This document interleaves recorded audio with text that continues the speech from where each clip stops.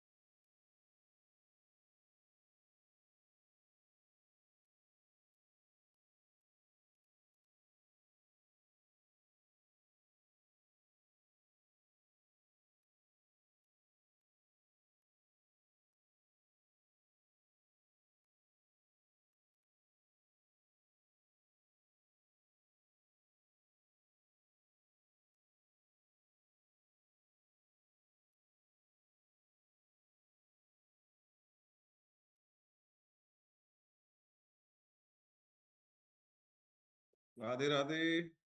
राधे राधे राधे। राधे। कीर्तन करेंगे राधे सबसे राधे। पहले।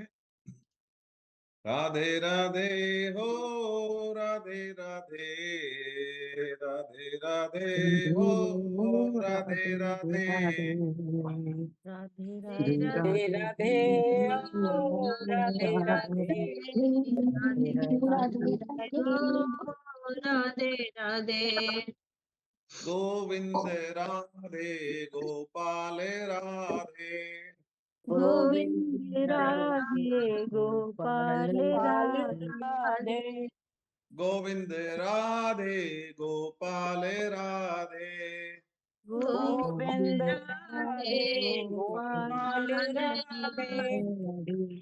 गोविंद राधे गोपाल राधे, गोविंद गोविंद राधे राधे गोपाल गोपाल राधे राधे। राधे राधे हो, राधे राधे, राधे राधे। राधे राधे राधे राधे हो, राधे राधे हो। राधे ओ राधे। राधे राधे राधे राधे हो। राधे राधे। राधे राधे राधे हो। राधे राधे राधे। राधे राधे हो, राधे राधे, राधे राधे राधे राधे हो, ओ राधे राधे राधे।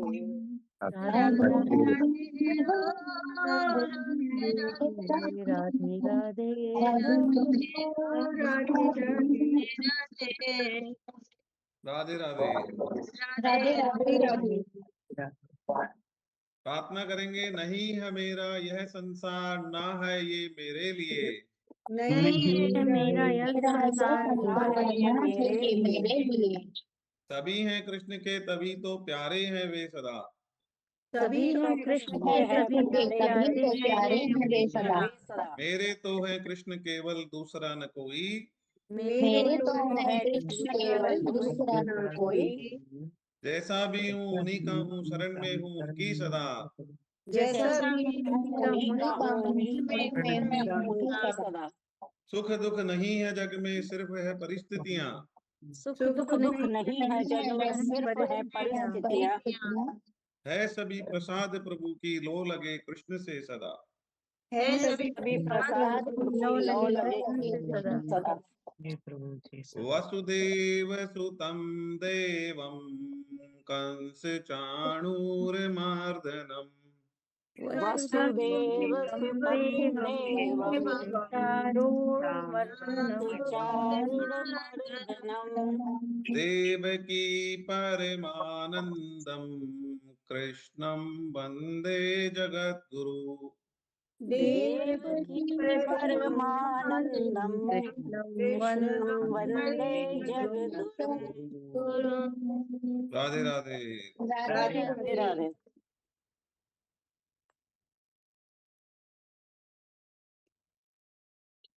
हम लोगों ने पिछली क्लास में 7.6 तक पढ़ लिया था, 7.7 तक पढ़ लिया था। अब पढ़ रहे हैं 7.8, 7वें अध्याय का 8वां श्लोक। 8वां और 9वां साथ में दिया हुआ है। भगवान कृष्ण कह रहे हैं, हे कुंती नंदन, जलों में मैं रस हूं, जलों में मैं रस हूं, चंद्रमा और सूर्य में मैं प्रभा हूं, प्रकाश हूं,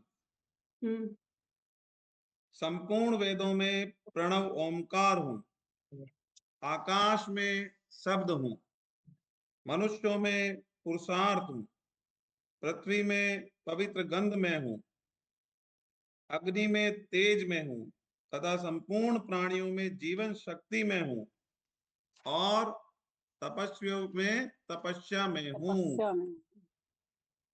तो अब बताइए भगवान कृष्ण अपने क्या बता रहे हैं कि भाई जो भी जिस चीज की विशेषता है वो सब कौन है? कृष्ण मैं भगवान।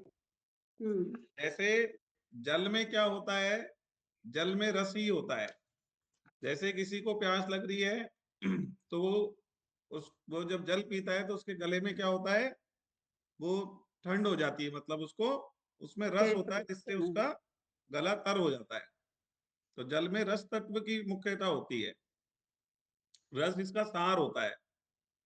ठीक है, यदि रस निकाल देंगे तो क्या हो जाएगा? वो सारहीन हो जाएगा, गले की प्यास नहीं बुझा पाएगा। यदि जल में से हमने रस निकाल दिया तो फिर वो गले की प्यास नहीं बुझा पाएगा। इसमें सार तत्व क्या होता है? रस ही होता है। ऐसे ही चंद्रमा और सूर्य में जो प्रकाश होता है वही उसका सार होता है। भी सूर्य में से प्रकाश हटा दो तो फिर क्या बचेगा?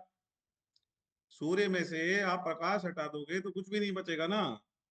तो सूर्य का जो प्रकाश है वो कौन है? कृष्ण भगवान है। अच्छा, मैं एक चीज और बता दूं आपको, यदि कोई व्यक्ति के अंदर बहुत कुछ विशेषताएं दिखती है या कोई बहुत सुंदर ऐसा दिखता है ना, तो आप ये मान लेना वो कृष्ण भगवान की विशेषता है। उससे आपको प्रभावित नहीं होना है। आपको ये देखना है कि कृष्ण भगवान की विशेषता इसमें रिफ्लेक्ट हो रही है। कृष्ण भगवान ने इनको इस तरीके से विशेष रूप से खुद का ही जो अंश है वो थोड़ा प्रकाशित करके भेजा है। जैसे किसी का रूप बहुत सुंदर है तो आपको उस सुंदर रूप से मोहित होने की जरूरत नहीं है। क्यों? क्योंकि कृष्ण भगवान का ही वो रूप है, कृष्ण भगवान ने ही उसको दिया है। ठीक है, कृष्ण भगवान तो उससे करोड़ों गुना सुंदर है। ठीक है, लेकिन कृष्ण भगवान ने अपने थोड़ा सा विशेषता उसको दे दी होगी, कृष्ण भगवान ने अपनी थोड़ी सी विशेषता उसको दे दी होगी, इसलिए इसके अंदर रूप आ गया। किसी के अंदर दिमाग बहुत तेज है तो आपको ये मानना है कि कृष्ण भगवान ने उसको दिमाग तेज दे दिया होगा। वास्तविकता भी यही है कि हमारे में दिमाग कितना होगा ये हम तय करेंगे क्या? अच्छा, आपकी हाइट कितनी होगी आप तय कर सकते हो कि मैं 5 फुट 6 इंच पर रुक जाऊंगा? ऐसे थोड़ी पॉसिबल है। तो हाइट किसने दी? भगवान ने। अच्छा, हमारा कलर कैसा होगा? गोरा होगा, काला होगा, सांवला होगा, कैसा होगा ये हम तय करेंगे क्या कि भाई मैं तो गोरा ही बनूंगा? अरे हमारे हाथ में थोड़ी गोरा बनना है, कैसा बनना है। तो किसी को कोई भी तरीके का कलर दिया है, किसी को कोई हाइट दी है, किसी को कोई बुद्धि दी है, किसी को कोई रूप दिया है, तो सब भगवान ने दिया है। और ये विशेषताएं किसकी है? सब भगवान की ही विशेषताएं हैं। तो आप किसी भी मनुष्य में, किसी भी व्यक्ति में कोई विशेषता देखते हैं, उसमें सुंदरता देखते हैं, उसमें दिमाग देखते हैं, उसमें आप कुछ भी चीज देखते हैं, तो आपको क्या मानना है कि ये कृष्ण भगवान की ही विशेषता है जो इसके अंदर रिफ्लेक्ट हुई है, जो कृष्ण भगवान ने थोड़ी सी इसको दे दी है। बस, इससे और किसी व्यक्ति से प्रभावित होने की कोई आवश्यकता नहीं है, क्योंकि आपको प्रभावित होना है केवल और केवल कृष्ण भगवान से और राधा रानी से। इनके अलावा किसी से प्रभावित होना नहीं है। मतलब आपके जो इष्ट हैं, आपके जो ईश्वर हैं जिनको आप मानते हो, उनसे ही आपको प्रभावित होना है। उन्हीं ने क्या है, इनको कुछ विशेषता दी है। तो यहां पर क्या कह रहे हैं?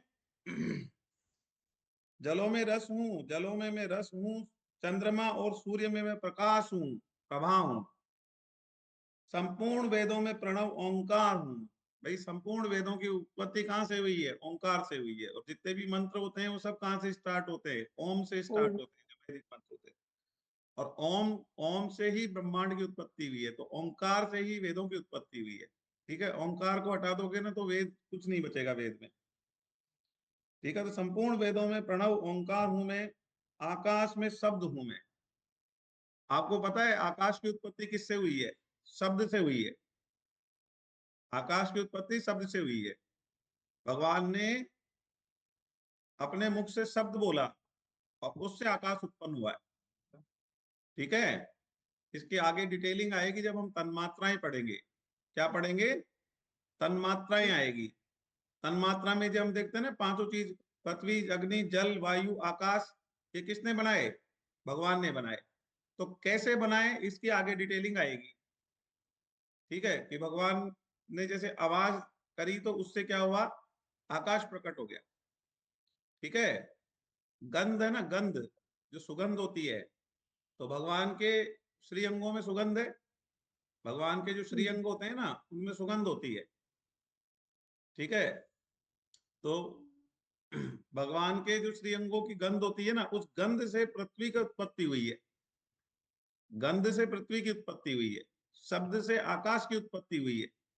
तो किस चीज की उत्पत्ति किससे हुई है? ये जिस चीज से उत्पत्ति होती है उसको तन्मात्रा कहते हैं। 5 तन्मात्राएं होती है जो 5 भौतिक पंचभूतों को प्रकट करती है। पृथ्वी, अग्नि, जल, वायु, आकाश को तन्मात्राएं उत्पन्न करती है। और तन्मात्राओं को कौन उत्पन्न करता है? भगवान उत्पन्न करते हैं। ठीक है, तो आकाश में शब्द में हूं, मतलब इस शब्द से ही तो आकाश उत्पन्न हुआ। मनुष्यों में पुरुषार्थ में हूं, तो जो भी मनुष्य में पुरुषार्थ होता है कि भाई मैं ये करूंगा, ये करूंगा, ये करूंगा, दिन भर वो लगा रहता है किसी कार्य में, यदि वो आप हटा दोगे तो फिर मनुष्य क्या बचेगा? वो तो बिल्कुल निढाल हो जाएगा, कुछ बचेगा ही नहीं उसमें।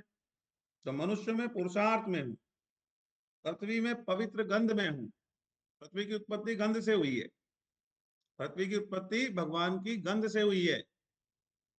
ठीक है, अग्नि में तेज में हूं।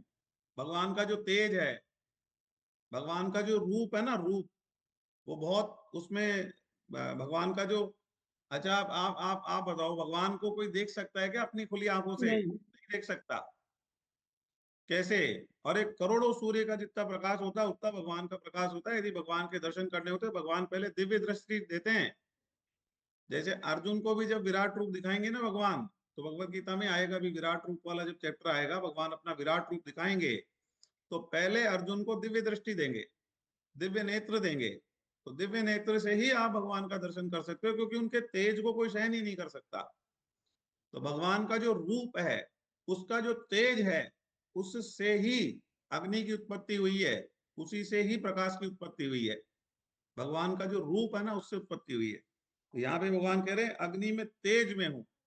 अग्नि में तेज में हूं।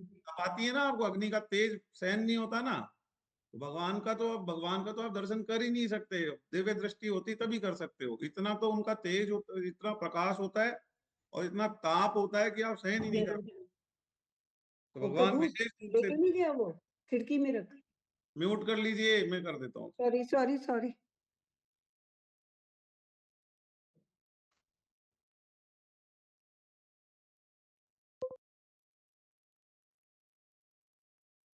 तो यहाँ पर अग्नि में तेज में हूं तथा संपूर्ण प्राणियों में जीवनी शक्ति में हूं। अब प्राणी में जो जीवनी शक्ति होती है, प्राणी में जो प्राण होते हैं, प्राण निकलने के बाद कुछ नहीं बचता है। प्राण क्या है? वायु रूप में होते हैं। आत्मा अलग है, प्राण अलग है। आत्मा अलग है और प्राण अलग है। प्राणी में जो प्राण होते हैं वो वायु रूप में होते हैं। ठीक है ना, अपान, उदान, ऐसे वायु होती है। अलग अलग 10 तरीके की वायु होती है, तो 10 प्राण होते हैं। तो जब मनुष्य का शरीर छूटता है तो उसके वायु निकल जाती है शरीर से। ठीक है ना, उसके शरीर से वायु निकलती है। वायु निकलती है, आत्मा भी निकलती है, लेकिन वायु भी निकलती है। ठीक है, तो जो प्राण है मनुष्य के अंदर, जीवनी शक्ति है, वो प्राण भगवान ही है। और प्राण है, जब तक ये हम जिंदा है, प्राण निकले और आत्मा निकल जाएगी साथ के साथ। ठीक है, प्राण में और आत्मा में फर्क है। प्राण वायु रूप में होते हैं, जबकि आत्मा वायु रूप में नहीं है। आत्मा तो एक ज्योति बिंदु के रूप में होती है, मतलब एक प्रकाश के रूप में होती है। प्राण वायु के रूप में होते हैं, आत्मा एक प्रकाश पुंज है। ठीक है, दोनों में फर्क है। तो संपूर्ण प्राणियों में मैं जीवनी शक्ति हूँ, और तपस्वियों में मैं तपस्या हूँ। तपस्वी में तो मेन चीज तपस्या ही होती है। जो तपस्वी तपस्या कर पा रहे हैं वो किसकी वजह से? भगवान की वजह से, क्योंकि तपस्वियों की तपस्या कौन है? भगवान ही है। तो ये भगवान तो अभी थोड़ी बहुत चीजें बताए हैं, अभी आगे जब भगवान की वो आएंगी विभूतियां, अभी इस चैप्टर में विभूतियां चालू नहीं हुई है, ये तो एक भगवान ने थोड़ी सी झलक दिखाई है।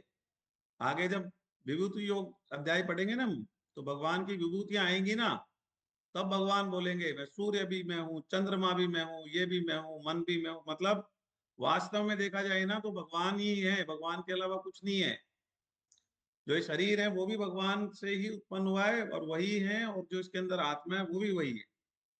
वास्तविकता तो ये है भगवान के अलावा कुछ है ही नहीं। तो यहाँ पर इसी चीज को हमने पढ़ लिया है। आगे बढ़ते हैं 7.10 और 7.11। हे प्रतानंदन, संपूर्ण प्राणियों का अनादि बीज मुझे जान।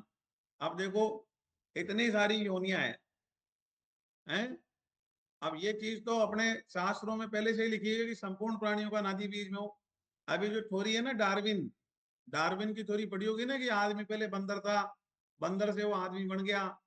आपको पता है ना ये थ्योरी फेल हो गई है। अब जो नई किताबें आ रही है उनमें चेंज हो गया। ऐसा नहीं हो, अब नहीं बताते बच्चों को, अब नहीं पढ़ाते कि बंदर से आदमी बना है। अरे बंदर से आदमी बना तो फिर बंदर कैसे बच गया? फिर तो सारे बंदर आदमी बन जाने चाहिए थे ना। तो बंदर का बीज अलग है, मनुष्य का बीज अलग है, हर योनि अलग अलग है। कोई भी योनि दूसरे से कन्वर्ट होके कैसे बन जाएगी? है भाई, दूसरा हमारा बीज जो है, मनुष्य का बीज अलग है, बंदर का बीज अलग है। हैं जैसे कोई कहते कि साहब आंवले के पेड़ से अनार का पेड़ बना है। अरे ऐसे कैसे बना है? आंवले का पेड़ आंवले का, अनार का पेड़ अनार है, ये कोई बात थोड़ी है। बंदर से आदमी बन गया, बंदर से आदमी कैसे बन जाएगा? बंदर बंदर, आदमी आदमी है। तो वो जो डार्विन थ्योरी पढ़ाई जाती थी ना पहले किताबों में, हमने पढ़ी होगी बचपन में, वो थ्योरी गलत थी। हमारे शास्त्र तो शुरू से ही नहीं मानते थे, लेकिन अब वैज्ञानिकों ने उसको करेक्शन कर दिया है। अब उसको करेक्शन कर दिया है। अब नहीं कहा जाता कि बंदर से आदमी बना है, पहले कहा जाता था। तो हमारे शास्त्र तो शुरू से ही कहते हैं कि सबका ही बीज अलग अलग है। 84 लाख योनियां हैं, हर योनि अलग अलग है, हर की उत्पत्ति भगवान से हुई है, सबका बीज भगवान ने अलग अलग डाला है। अरे मनुष्य योनि तो सर्वश्रेष्ठ योनि है, वो दूसरी योनि से बनी है, ये कोई बात है क्या? है आप तो किसी को भी किसी से बना हुआ बता दोगे। अभी मैंने एग्जांपल लिया कि अनार का पेड़ आंवले से बना है, पहले आंवला उगता था, इसमें धीरे धीरे अनार उगने लग गया। ऐसे थोड़ी होता है। तो ये फंडामेंटली रॉन्ग है। तो भगवान ने ये कह दिया बिल्कुल क्लियर, संपूर्ण प्राणियों का अनादि बीज मुझे जान, भगवान ही सबका बीज है। अब एक क्वेश्चन आता है ना, पहले मुर्गी आई या पहले अंडा आया? तो इसका कोई जवाब थोड़ी है। अरे अंडे से मुर्गी बनी, मुर्गी से अंडा निकला, तो पहले कौन आया? अरे पहले तो भगवान ने सबसे पहले एक मुर्गी को उत्पन्न करा, अब फिर सब आ गया उसमें से। एक मुर्गी और मुर्गे को भगवान ने उत्पन्न कर दिया शुरुआत में। जैसे मनु, और मनु की पत्नी का नाम भूल रहा हूं मैं। शत्रुपा। हाँ, मनु शत्रुपा, यस। तो मनु शत्रुपा को ब्रह्मा जी ने उत्पन्न करा सबसे पहला, और मनु शत्रुपा की संतानें हम हैं। फिर इनसे ऋषि उत्पन्न हुए अलग अलग, और ऋषियों की संतान हमें। ठीक है ना, शुरू में उनसे 9 ऋषि या 11 ऋषि उत्पन्न हुए हैं, और फिर उन ऋषियों से फिर हम सारे हम चले। ठीक है। तो मनु शत्रुपा जो है वो मनुष्य का बीज है। ऐसे मुर्गा मुर्गी जो है वो भगवान ने पहले एक मुर्गा मुर्गी बना के भेजा, फिर आगे वो बढ़ते गए। तो मनु शत्रुपा का भेजा, आगे बढ़ते गए। अब वैज्ञानिक कहते हैं साहब बंदर था, बंदर से बन गया। अरे बंदर से नहीं बना, मनु शत्रुपा से बने हम, बंदर से नहीं बने हम। ये बिल्कुल क्लियर हो गया ना आपको? तो बीज किसने डाला है? भगवान ने डाला है। जो भी जीव जंतु हैं, जितने भी प्राणी हैं, सबका बीज रूप कौन है? ईश्वर है। अनादि बीज वही है। उन्होंने ही उस बीज की उत्पत्ति करी, और फिर उससे आगे बढ़ती गई, उससे आगे फिर प्रजा बढ़ती जा रही है। भगवान क्या करते हैं, भगवत गीता में सब क्लियर कर देते हैं, किसी का कोई कंसेप्ट इधर उधर हो रहा हो ना, सब सही कर देते हैं। हे प्रतानंदन, संपूर्ण प्राणियों का अनादि बीज मुझे जान। अनादि का मतलब क्या होता है, जो शुरू होने से भी पहले का है, अनादि, आदि से भी पहले का, ठीक है। अनादि बीज मुझे जान, बुद्धिमानों की बुद्धि और तपस्वियों का तेज मैं हूं। बुद्धिमानों में जो बुद्धि होती है ना, तो लोग कहते हैं मैं इंटेलिजेंट। अरे भैया तुम इंटेलिजेंट हो, अच्छा भगवान तुम्हें मन बुद्धि बना देते, फिर कहां से आती तुम्हारी इंटेलिजेंसी? बना देते हैं ना कईयों को, अरे बना देते हैं ना। तो फिर तो तुम बुद्धिमान हो या तुमको भगवान ने बुद्धिमान बनाया है, दोनों में फर्क है। तुम गोरे हो या भगवान ने तुमको गोरा बनाया है, तुम काले हो या तुमको भगवान ने काला बनाया है, ठीक है। तो ये तुम नहीं हो, तुम बनाए हुए हो। सब कुछ क्या है, भगवान है। तो बुद्धिमानों की बुद्धि कौन है, भगवान है। आगे, तेजस्वियों में तेज में हूं, ठीक है। जितने भी आप, मैंने पहले भी कहा था भी, आपको कोई बहुत रूपवान गुणवान कोई दिख रहा हो ना, तो ये मान लेना भगवान का कुछ अंश उसमें आया है, भगवान ने अपना कोई थोड़ी सी विशेषता उसमें डाली है भगवान की वो विशेषता, उसकी नहीं है, उसकी खुद की नहीं है। तो उससे नहीं प्रभावित होना आपको, व्यक्ति से। आपको प्रभावित भगवान से ही होना है। किससे प्रभावित होना है, भगवान से ही प्रभावित होना है। किसको देखना है, उसके रूप में, उसको नहीं देखना कि अरे ये तो बहुत सुंदर है। आपको क्या देखना है कि ये भगवान का, भगवान की थोड़ी सी विशेषता इसमें भगवान ने डाल दी, हल्के सी इसको ग्रेस कर दिया, थोड़ा इसको इस चीज का आशीर्वाद दे दिया कि भाई ठीक है, तू रूपवान हो जा, तू बलवान हो जा, तू तेजस्वी हो जा। तो तेजस्वियों का तेज भगवान, बुद्धिमानों की बुद्धि भगवान, ठीक है। हे भरतवंशियों में श्रेष्ठ अर्जुन, बलवानों में काम और राग से रहित बल में हूं। तो बलवान है, उनका बल भी कौन है, भगवान है। लेकिन वो काम और राग वाला बल नहीं है, जिसमें कामनाएं भरी पड़ी है और वो अपने बल का प्रयोग कर रहा है, वो नहीं है, ठीक है। और राग भरा पड़ा है और अपने राग को पूरा करने के लिए और अपने बल का, तो वो बल नहीं है भगवान। काम और राग से रहित बल में हूं, प्राणियों में धर्म से अविरुद्ध काम में हूं। प्राणियों में जो काम है, मतलब जो काम वासना है, तो वे कह रहे हैं कि वो भी मैं ही हूं, लेकिन वो धर्म से अविरुद्ध, मतलब जो धर्मयुक्त काम है। धर्मयुक्त कामना, धर्मयुक्त जो काम वासना होती है, वो संतान उत्पत्ति के लिए आवश्यक है, वही धर्मयुक्त काम वासना होती है। भगवान ने स्पष्ट कहा है कि जो काम काम वासना है, जो काम क्रीड़ा है, वो केवल और केवल संतान उत्पत्ति के लिए ही होनी चाहिए, बस मनोरंजन के लिए नहीं होनी चाहिए, ठीक है। तो भगवान ने कहा है कि जो धर्मयुक्त, मतलब संतान उत्पत्ति के लिए अपनी पत्नी के साथ में, अपने पति के साथ में जो काम क्रीड़ा की जाती है, वो धर्मयुक्त काम क्रीड़ा मानी जाएगी। और भगवान ने इसको खुद का ही रूप बताया है, क्योंकि वो तो प्रजा को, सभी जीवों को, केवल मनुष्यों को ही नहीं, मनुष्य ही नहीं, जितने भी प्राणी संसार में हैं, चाहे वो मछली है, चाहे कबूतर है, चाहे जो भी प्राणी, बहुत हजारों, मतलब लाखों योनियां है ना, तो जितने भी प्राणी हैं, तो उनकी आगे वृद्धि होते रहे, उनकी वृद्धि होने के लिए भगवान काम रूप में है। तो धर्मयुक्त काम भगवान ने कहा है, और प्राणियों में धर्म से अविरुद्ध काम में हूं, ठीक है। तो ये भगवान ने बताया कि भगवान ही है, ये सब चीज भगवान ही है। आगे बढ़ते हैं, इसके बाद में आगे चलते हैं 7.12।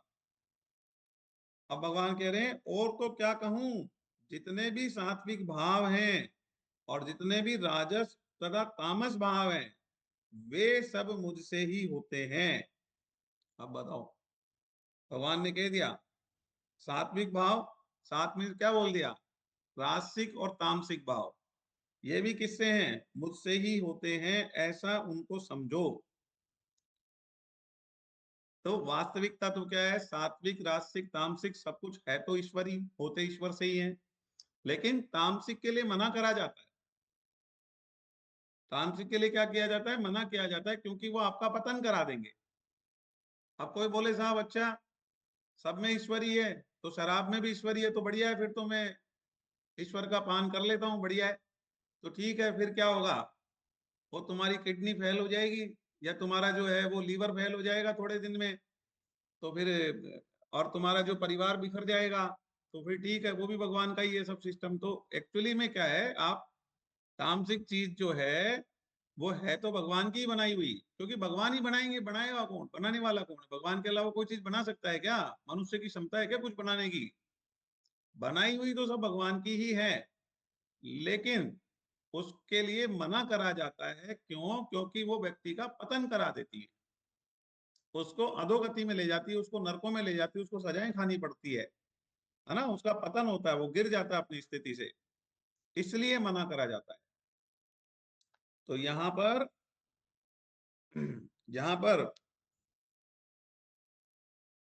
तो भगवान ने कह दिया कि भाई जो सात्विक भाव है, राजसिक भाव है, तामसिक भाव है, तीनों वही हैं। और एक चीज बोली, परंतु मैं उनमें और वे मुझ में नहीं है। अब देखो, मैं उनमें और वे मुझ में नहीं है का मतलब समझो। जैसे आकाश है, अब आकाश में कोई क्रिया हो रही है, ठीक है, आसमान में कोई भी क्रिया हो रही है, तो उससे आसमान का कोई लेना देना है क्या? आकाश का कोई लेना देना है क्या? नहीं है। धरती पे कोई क्रिया हो रही है तो उसे धरती का कोई लेना देना है क्या? भाई धरती पे कोई पुण्य करे, कोई पाप करे, तो धरती को क्या मतलब है उससे? ठीक है, कहाँ पाप पुण्य कहाँ हो रहा है? धरती पे हो रहा है, पर धरती उससे निर्लिप्त है, धरती को कोई मतलब नहीं। सूर्य का प्रकाश है, अब उसमें एक व्यक्ति तो मर्डर कर रहा है, उसमें एक व्यक्ति लोगों की सहायता कर रहा है, ठीक है, उसमें एक व्यक्ति कुछ और कर रहा है, तो हर व्यक्ति अपना अपना काम कर रहा है, लेकिन सूर्य का प्रकाश उनको सबको दिखा रहा है क्या, कि भाई देखो, रोशनी तो सबके लिए कर रहा है ना वो, सूर्य का प्रकाश रोशनी तो सबके लिए कर रहा है, लेकिन वो सबसे निर्लिप्त है। सूर्य के प्रकाश को इससे कोई मतलब नहीं है कि ये मर्डर कर रहा है या ये क्या कर रहा है, या ये किसी की हेल्प कर रहा है या किसी की जान बचा रहा है। एक जना तो किसी को मार रहा है, एक जना किसी की जान बचा रहा है। तो सूर्य को प्रकाश को इससे कोई मतलब नहीं है कि ये क्या कर रहा है, बस वो तो प्रकाश करेगा, उसका काम है। ठीक है, तो आकाश में कोई क्रिया हो रही है या सूर्य के प्रकाश में कोई कार्य हो रहा है, तो उससे जैसे सूर्य का प्रकाश निर्लेप रहता है, निर्लिप्त रहता है, आकाश निर्लेप निर्लिप्त रहता है, उसी तरीके से भगवान भी, ये जितने भी भाव है, राजसिक, तामसिक और ये सारे भाव भगवान से ही उत्पन्न हुए हैं, भगवान के ही हैं, लेकिन भगवान इन सबसे निर्लेप हैं। ये जो आप कर रहे हो वो सब आपका है, भगवान का कोई लेना देना नहीं। भाव तो उनसे उत्पन्न हुए। अच्छा, बुरी चीजें भी भगवान से उत्पन्न हुई है, अच्छी चीजें भी भगवान से उत्पन्न हुई है, सारी चीजें भगवान से उत्पन्न हुई है, लेकिन अब आप कौन सी चीज को सेलेक्ट करोगे ये आपका डिसीजन है। भगवान का उससे कोई लेना देना नहीं है। भगवान ने स्पष्ट कर दिया है, मैं उनमें और वो मुझ में नहीं है, मेरा कोई लेना देना नहीं है भैया। हाँ, मैं हूं, मैं ही सब कुछ, लेकिन मेरा उनसे कोई मतलब, मैं निर्लेप हूं, मैं निर्लेप हूं।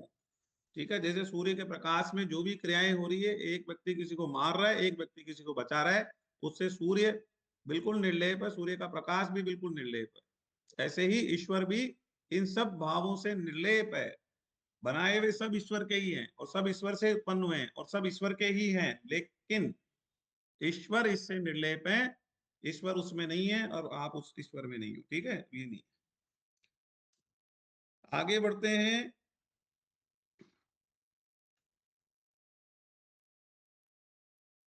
नेक्स्ट उस पे चलते हैं।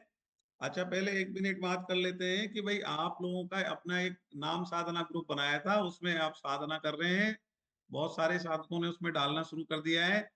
तो मेरा कहना ये है, आप जितनी भी बजे करें, चाहे आप 7 बजे करें, सुबह 4 बजे करें, 3 बजे करें, 2 बजे करें, जब भी करें, या दोपहर में करें, तो उसमें डाल दें एक बार, क्योंकि एक बार तो आपको बैठकर 10 मिनट, 15 मिनट, आधा घंटा, 1 घंटा, जितना आपसे हो जाए, एक स्थान पर बैठ के थोड़ी देर करना है।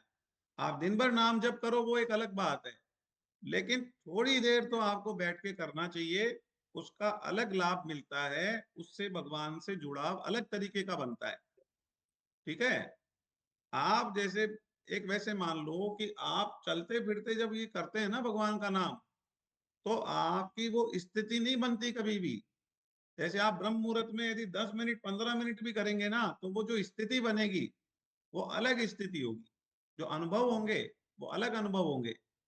और जो आप बातचीत करते हुए या दिन भर घूमते फिरते हुए करते, नाम अपना कार्य करेगा, इसमें कोई बात नहीं है, लेकिन आपको बैठकर करना चाहिए। तो एक बार आप जब भी शुरू करें तो जरूर डाल दें ग्रुप में, पहली चीज। आचार्य दूसरी जी, चीज, हाँ, एक सेकेंड, मेरे को जो ये 2 दिन का सेमिनार हुआ था, क्या उसका वीडियो मिल सकता है? मैं अटेंड नहीं कर पाई। 2 दिन का सेमिनार कौन सा हुआ था जो यहाँ ये पे? जो, हाँ, अभी जो जयपुर में हुआ था ना, हाँ नहीं, सेमिनार तो होते ही रहते हैं, बहुत सारे सेमिनार होते हैं। सेमिनार के वीडियो जो हैं इनके यूट्यूब चैनल पे जाके देख लो, इन्होंने डाला होगा तो मिल जाएगा। ओके, भाई जो जो अभी आप, 2 मैंने आपको सारे सोशल मीडिया लिंक भेजे थे ना अभी कम्युनिटी पे, आपने देखे हो तो उन सोशल मीडिया में यूट्यूब भी है, उस पर क्लिक करोगे तो उनका यूट्यूब चैनल खुल जाएगा। उसमें जितने भी वीडियो है सारे मिल जाएंगे, उसमें सेमिनार का वीडियो उन्होंने डाला होगा तो डेफिनेटली मिल जाएगा। नहीं, ठीक है। शायद बोल रहे हैं विवेचना क्लास श्री रघुवीर हाँ, आचार्य हाँ, रघुवीर sorry। यादव का। हाँ, मैं यही कह रही हूँ, निवेदिता जी, यही कह रही हूँ मैं। तो वो सुबह विवेचन सत्र, 7:30 बजे मैं अटेंड नहीं कर जी पाई। जी, मेरा भी नहीं छूट गया एक दिन गलतफहमी से, और कोई पहला बात नहीं बार है, वाला देखो में भी एक दिन छूट गया। विवेचन सत्र का वीडियो आपको यूट्यूब चैनल पे, इनका सुधीर जी का तो नहीं मिलेगा, सुधीर यादव जी का तो हो सकता है नहीं डाला होगा उन्होंने, लेकिन संतोष गुप्ता जी का पहले का डला हुआ होगा, तो जी। आप वहां और पे देख लेना। पिछला क्लास का वीडियो क्या कहते हैं, मेरा ये क्लास छूट गया था, बाहर थी मैं, नहीं हो कोई बात पाया। नहीं, तो हमारा वीडियो तो आ ही जाता है ना इसके ऊपर, तुरंत ही हाँ, ग्रुप पे वो डल तो आ जाता है। इसमें तो नहीं आया अब की बार ग्रुप में। कम्युनिटी में नहीं आया। जी नहीं, शायद नहीं आया, या फिर मैं देखूंगी फिर से। आप नहीं देखना, आया। आया है, आ गया आ गया है, आया अच्छा है। अच्छा, तुरंत ही डाल ठीक। देते हैं हम लोग, तुरंत ही डाल देते हैं। मतलब जैसे अभी 11 बजे क्लास खत्म होती है तो 12-1 बजे तक वीडियो आ जाता है इस पे। जी जी जी, फिर देख लेंगे। जी जी जी जी। तो हम ये कह रहे हैं, अच्छा एक छोटी सी चीज और कह रहे हैं कि जो आप नाम साधना कर रहे हैं, तो अभी क्या हो रहा है, जैसे माला की संख्या जो डाली जा रही है, तो माला में क्या होता है कि भाई जैसे मान लीजिए कोई राधा राधा राधा नाम की माला कर रहे हैं, तो माला तो राधा राधा राधा राधा राधा राधा फटाफट हो जाएगी। 11 माला में कितना टाइम लगेगा? 1 मिनट में नहीं लगेगा, एक माला में तो 11 मिनट में हो जाएगी, समझ गए आप? और कोई हरे कृष्ण महामंत्र कर रहे हैं तो उनको 16 माला में 1 घंटा लग जाएगा, ठीक है? कोई, तो माला जो हम डाल रहे हैं, हमने ये सोचा है कि आप उससे बेटर एक तरीका है कि आप संख्या डाल दें। काउंटर होता है ना, काउंटर जो हाथ से दबाते हैं, इलेक्ट्रॉनिक काउंटर होता है, वो काउंटर से भी आप दिन भर कर ले तो उसमें काउंटिंग आ जाती है, ठीक है? और सुबह बैठ के जो करेंगे वो आप माला से कर लें या काउंटर से कर लें, तो उसमें काउंटिंग आ जाती है कि आपके 2000 नाम हो गए, 5000 नाम हो गए, 10,000 नाम हो गए, उससे होता है। अब काउंटिंग कैसे करनी, मैं तरीका समझा देता हूँ आपको, उसको फॉलो करते हुए आप काउंटिंग डाल देना। सुबह 7 बजे एक बार अपनी काउंटिंग पोस्ट कर देना, फिर जो दिन भर की है वो रात को सोते समय पोस्ट कर देना। वापिस रिपीट कर रहा हूँ, सुबह 7 बजे तक की आपकी एक बार काउंटिंग डाल देना। काउंटिंग कैसे करेंगे? जैसे हमने हरे कृष्ण महामंत्र बोला है, तो हरे कृष्ण कृष्ण कृष्ण हरे हरे, हरे राम राम राम हरे हरे, तो 16 बार इसमें भगवान का नाम आता है। हरे का मतलब राधा जी है, कृष्ण का मतलब कृष्ण भगवान है, और राम जी के साथ जब हरे आ रहा है तो वो सीता जी है, ठीक है? हरे राम में हरे का मतलब सीता जी है और राम का मतलब राम जी है। तो हरे कृष्ण मतलब राधा कृष्ण और हरे राम मतलब सीताराम। तो राधा कृष्ण सीताराम ऐसे हम बोल रहे हैं एक तरीके से। तो ये तो टोटल 16 बार इसमें भगवान का नाम बोल रहा है। तो हम एक माला यदि हरे कृष्ण महामंत्र की करते हैं तो उसमें 108 मनके होते हैं एक माला में, और 108 मनके को आप यदि 16 से मल्टीप्लाई करते हैं तो 1728 नाम होते हैं। तो एक माला यदि हम हरे कृष्ण महामंत्र की करते हैं तो हम अपनी संख्या कितनी डालेंगे? 1728। 1728 हो गए हमारे, ठीक है? और आपने 10 माला कर ली तो 17,280 हो गए। आपने हरे कृष्ण महामंत्र की 10 माला कर ली तो कितने हो गए? 17,280 हो गए आपके। और डेली का टारगेट मिनिमम 50,000 रखना है आपको, 50,000 नाम हमको डेली करने हैं। अब आप राधा नाम कर रहे हो तो राधा राधा राधा राधा काउंटर ले लो, अरे हमारे छोटे छोटे बच्चे करते हैं 50,000। तो आचार्य जी, ये जो श्री राम और श्री कृष्ण है, ये भी तो सीता और राधा ही हैं। श्री का मतलब भाई जैसे श्री राम है तो श्री जो है, श्री जो शब्द है ना, वो श्री का मतलब लक्ष्मी जी होती है, श्री का मतलब राधा जी होती है, श्री का मतलब श्री का मतलब जैसे श्री जी हैं, श्री जी तो राधा जी का नाम है ही। हाँ और श्री जो है वो ओम श्री ह्रीम वाला जो मंत्र आता है उसमें श्री लक्ष्मी जी का लिए श्री बोला जाता है। हाँ तो जो श्री है वो लक्ष्मी जी भी हैं, राधा जी भी हैं, सीता जी भी हैं, तो श्री लग रहा है तो वो श्री राम में अंदर दो नाम आ गए। श्री राम आप बोल रहे हैं तो दो नाम हो गए इसमें, श्री कृष्ण बोल रहे हैं तो दो नाम ये हो गए, तो चार हो गए। आप जैसे आप माला करें श्री राम श्री कृष्ण, श्री राम श्री कृष्ण, श्री राम श्री कृष्ण, श्री राम श्री कृष्ण एक बार बोल के और आप एक मन का बढ़ा रहे हैं, तो चार नाम हो गए। तो 108 को 4 से मल्टीप्लाई कर लो तो 432 हो जाएंगे आपके एक माला में। आचार्य जी बोले थे आचार्य रघुवीर यादव की, अगर राधा नाम जप रहे हैं तो एक हुआ तो 16 माला को एक माला मानो। नहीं नहीं, 16 माला को एक माला का मतलब आप समझे नहीं ना कि कि 16 आता है एक हरे राम हरे भाई हरे कृष्ण कृष्ण माला में। महामंत्र में 16 बार नाम आ गया जी और आप राधा राधा राधा राधा बोल रहे हो तो उसमें एक बार नाम आ रहा है। जी जैसे आपने एक तो राधा बोला और एक मन का बढ़ा दिया, जी और एक आपने हरे कृष्ण कृष्ण कृष्ण हरे हरे, हरे राम राम राम हरे बोले वाला करके है। एक मन का बढ़ाया। तो जी आप एक बार तो 16 नाम बोल के मन का बढ़ा रहे हो और एक बार केवल एक नाम बोल के मन का बढ़ा रहे हो। चाहे राधा जी बोलो, चाहे जैसे राम बोला आपने तो राम राम राम राम राम राम राम ऐसे माला कर रहे हो, तो राम जी का नाम एक ही बार आया ना, जी एक मन के में एक बार नाम ले रहे हो। जी ठीक है, वो 16 बार बोल रहे हैं उन, और अगर राधा राधा 16 बार बोलेंगे तब उनको 16 बार होगा। नहीं नहीं ऐसा जरूरी नहीं है आप राधा राधा नाम 16 बार, तो नहीं, काउंटिंग कैसे जैसे एक करोगे? उदाहरण उदाहरण वो आपके 16 पास नाम 16 हो गया वो। नहीं, 16 माला अगर राधा राधा किए तो एक माला माना जाएगा, वो एक हरे माला राम हरे हरे कृष्ण, कृष्ण। हाँ बिल्कुल ठीक हाँ है, हाँ, यही समझ में आया है। बिल्कुल ठीक है, ऐसा कर सकते हैं आप। हाँ। तो आचार्य जी 16 माला का ही क्यों बोला जाता है कि 16 माला सबको करनी है? अरे भाई आप ऐसा समझो कि क्या होता है कि कुछ तो साधना होनी चाहिए ना, तो कहीं तो मिनिमम काउंट लेना पड़ेगा ना। अच्छा चैतन्य महाप्रभु जी ने भाई अब ऐसे तो क्या होगा, एक जना बिल्कुल मतलब 2 मिनट बैठ के उठ जाएगा फटाफट से, तो उसके लिए थोड़ी देर बैठ के करे ना, इसके लिए बोला गया है। और एक मिनिमम संख्या जो टारगेट तो डेली का देना ही पड़ेगा ना। अब कई लोग हैं जो बिल्कुल ही नाम नहीं करते हैं, तो फिर कैसे उनकी भक्ति बढ़ेगी आगे? नाम तो सब कुछ है। कलयुग केवल नाम धारा, सुमर सुमर ने उतर ही पारा। नाम से ही कलयुग पार होगा, नाम से ही भगवत प्राप्ति होगी। जो आपने किताब भी पढ़ी इसी जन्म में भगवत प्राप्ति, उसमें क्या लिखा है कि नाम ही सब कुछ है। हमारे जो गुरुदेव हैं परम पूज्य श्री प्रेमानंद जी महाराज जी, वो कहते हैं भी नाम लो आप, नाम से ही भगवत प्राप्ति होगी, नाम से ही सब कुछ होगा। तो नाम लेने की बहुत ज्यादा महिमा है, नाम से ही भगवत प्राप्ति होने वाली है, इसलिए कुछ संख्या आपको दी गई है कि इतनी संख्या करो। आप 16 माला आचार्य करते हैं तो आपको क्या करना है, 16 माला करते हो तो 1728 को 16 से मल्टीप्लाई करो, आपका कितना नाम हुआ, मल्टीप्लाई 16, तो आपका 27,000 नाम हो जी जाता है। जी 27,000 नाम हो जाता है। जी तो मैं क्या कह रहा हूँ कि आपको टारगेट लेना है कि 50,000 नाम डेली का करें। अब आप टारगेट पूरा कर पा रहे ठीक है, नहीं तो जितना कर पा रहे डाल दो। जैसे आप सुबह उठे 4 बजे और 7 बजे तक आपने करा और आपके मान लो 20,000 नाम हो गए, तो 20,000 डाल दो। तो नाम कैसे आचार्य काउंट जी करोगे वो मैंने सिखा स्वामी दिया आपको।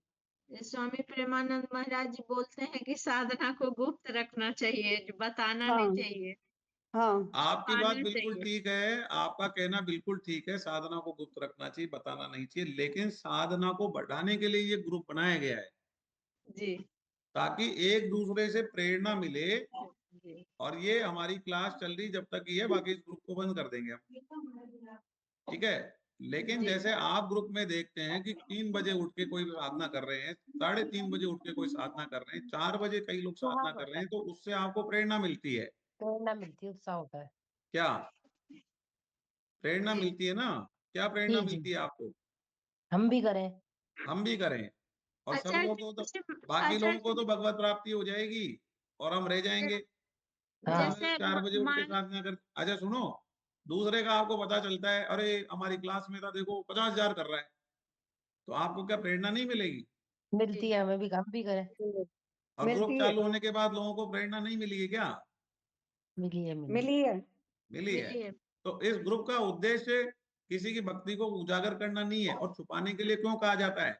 छुपाने के लिए इसलिए कहा जाता है कि व्यक्ति अहंकार बस बोलता है मैंने इतने कर लिया इतने कर लिया, तो क्या होता है वो अहंकार का पोषण करने के लिए बताता फिरता है ना, वो गलत है। वो गलत है। हम ये ग्रुप अहंकार का पोषण करने के लिए नहीं बनाया है। जी हमने ये ग्रुप अहंकार को बढ़ावा देने के लिए नहीं बनाया है। हमने ये ग्रुप आपकी साधना को बढ़ाने के लिए बनाया है। तो जी इसमें ये डालोगे क्वेश्चन तो आपका उद्देश्य क्या रहेगा? उसमें आप डालोगे तो आपका उद्देश्य ये है कि मैंने डाला ज्यादा करके, तो एक तो मेरा उद्धार हो रहा है, दूसरों को प्रेरणा मिल रही है, डबल गेम हो गया। तो ज्यादा दोनों करो। का मन का भाव वहां भी तो सब कुछ है। बिल्कुल क्वेश्चन एक और है आचार्य जी, जैसे कि माला से ना कभी कभी हाथ में झिनझिनी सा हो जाता है, बढ़ने नहीं लगता है, तो घड़ी जैसे मोबाइल में ये लगा के कि एक माला अगर इतना में हुआ तो उसी हिसाब से मोबाइल से टाइम देख के करने से वो नहीं होगा, नहीं नहीं, ये माला से करना है। काउंटर ले लीजिए ना, काउंटर। माला से ही करना है। माला से ही करना है। झंझनी होने दो, हाथ को आदत पड़ जाएगी। थोड़ा झंझनी होने दो हाथ में, थोड़े दिन जी में मिट जाएगी झंझनी, क्योंकि वो तो वैसे थोड़ी है। पर आप माला ही नहीं करोगे तो कैसे काम चलेगा? बिना कष्ट उठाए कुछ नहीं होता। हाँ, अरे कोई हाथ क्या हो जाएगा? हाथ को कुछ नहीं बिगड़ेगा, मैं कह रहा हूँ आपको। थोड़े दिन में जैसे आदत। बढ़ने नहीं लगता है वो अरे धीरे बढ़ेगा धीरे। तो आपके थोड़े से क्या है, भगवान की शरण में होके गिर के बोलो प्रभु इसको बढ़ाओ, मैं आपकी शरण में हूँ, आपकी बच्ची हूँ, आप संभालो मुझे, तो संभालेंगे वो। आप उनसे कृपा मांगो, ठीक है ना? जी कृपा मांगो आप उनसे, तब होगा ये। ऐसे थोड़ी हो जाएगा। माला चलना बड़ी बात होती है, और तेज चलेगी। जितनी जितनी आप पे भगवत कृपा होगी उतनी तेज माला चलेगी, जितनी कृपा होगी उतने ज्यादा नाम होंगे आपके। तो आप भगवान से कृपा मांगो कि प्रभु ये मेरी माला चलाओ, मैं आपकी शरण में आ गई और मैं माला करना चाह रही हूँ, आपका नाम करना चाह रही हूँ। तो आप मांगोगे तो भगवान कृपा करेंगे। मतलब माला अनिवार्य है। अनिवार्य का मतलब पिछली क्लास में बता दिया था मैंने कि अनिवार्य इसलिए है कि भाई माला का जो मन का होता है, तुलसी से बना होता है, वो डायरेक्ट भगवान की सेवा में चला जाता है। ओ, पिछली क्लास आप देखना, उसमें बताया हुआ है मैंने। ठीक है, चलो आगे बढ़ते हैं। प्रश्न हम लास्ट में लेंगे। अच्छा, मैं एक चीज और बता दूं, 10:30 बजे तक ही आज क्लास रखेंगे। मुझे कहीं निकलना है, 11 बजे कहीं पहुंचना है, अर्जेंट है, ठीक है ना? लेकिन 10:30, 10:35 इतनी हो सकती है, ज्यादा से ज्यादा हम ले लेंगे। और हमारे लेकिन आज के टारगेट्स लोग हमारे हो जाएंगे पूरे ना, आराम से, कोई बात नहीं। चलो, तो सबको क्या करना है, अब वापिस रिपीट कर दे रहा हूँ। 7 बजे तक आपने जितने नाम करे हैं, नाम काउंट करके डाल देना कि मेरे 10,000 हो गए, मेरे 5,000 हो गए, मेरे 20,000 हो गए, मेरे 50,000 हो गए। ठीक है? मैं आपको बताऊं, मतलब हमारा जब साधना ग्रुप चलता था ना, तो 7 बजे 2 लाख संख्या आ जाती थी, 2 लाख।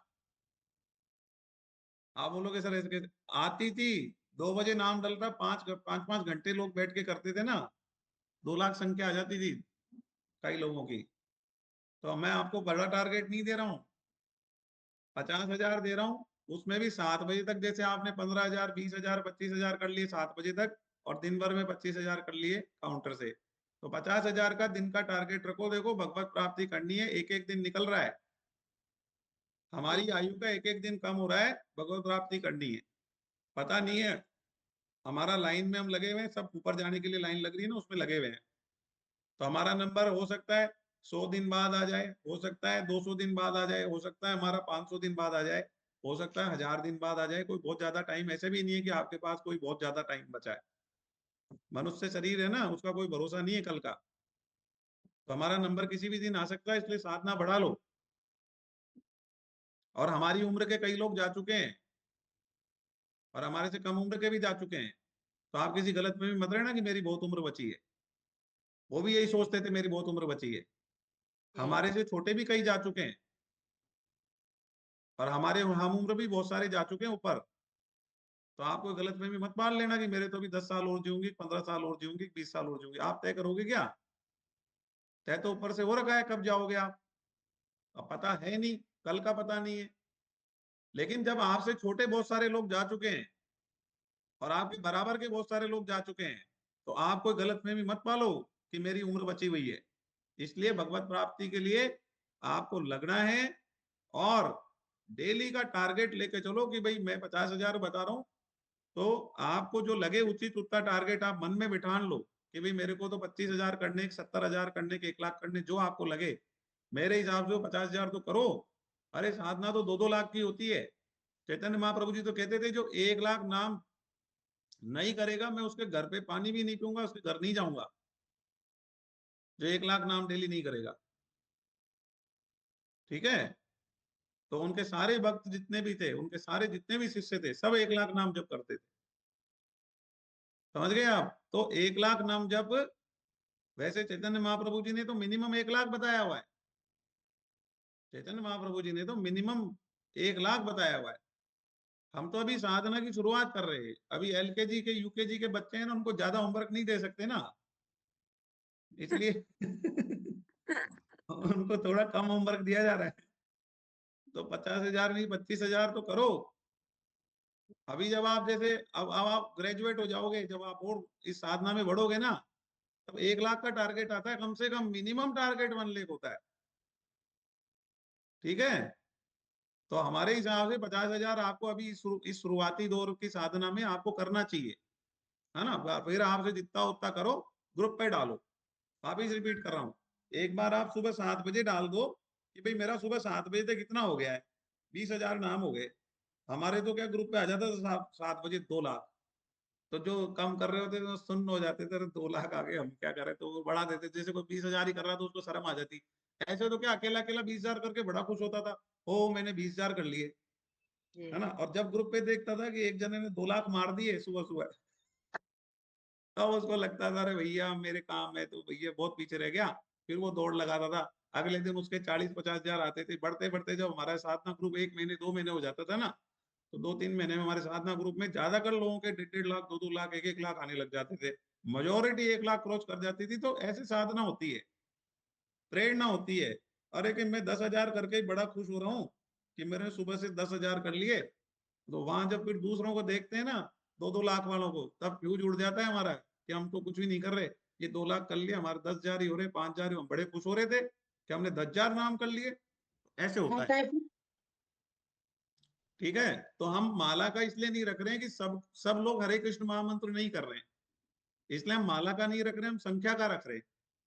संख्या डालेंगे आप कि इतनी संख्या में हमारी हो गई है। एक बार सुबह 7 बजे डाल दें और एक बार रात को सोते टाइम डाल दें। ठीक है, तो 7 और उसमें लिख दें कि पूरे दिन की इतनी हो गई। सुबह 7 बजे तक जो हुई है वो, जैसे मान लो 20,000 हुए थे और दिन भर में 30,000 हो गए, तो पूरे दिन की 50,000 लिख दो।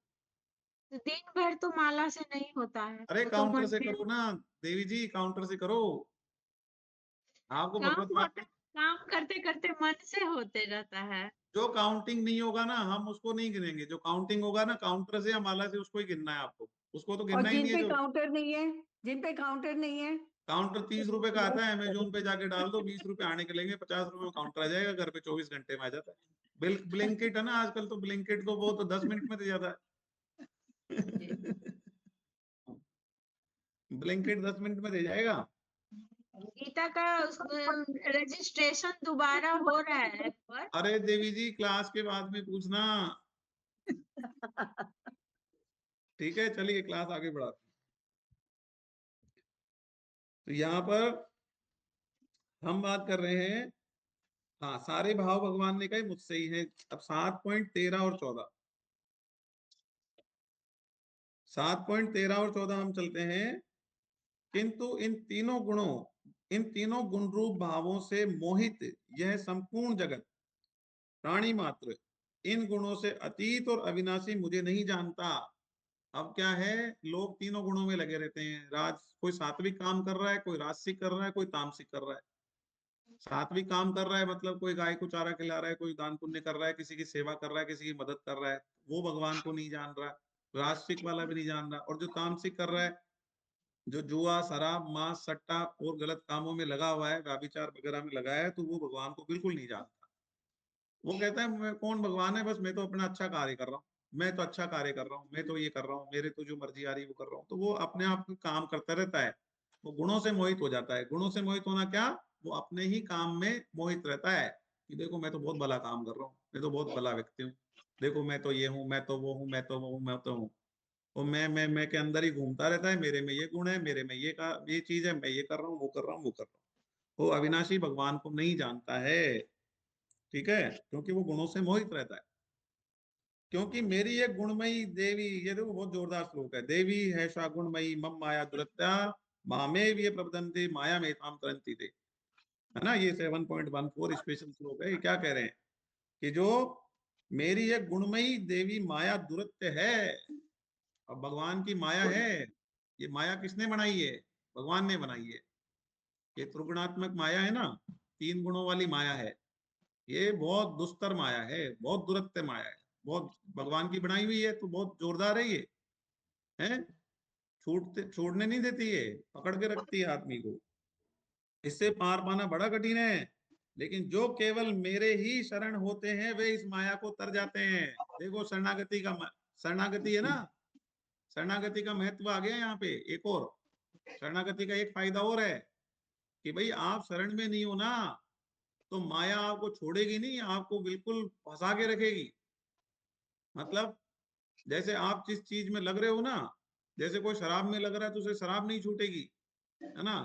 और कोई व्यापार में लग रहा है तो उसे व्यापार नहीं छूटेगा, वो लोभ में फंसा हुआ है।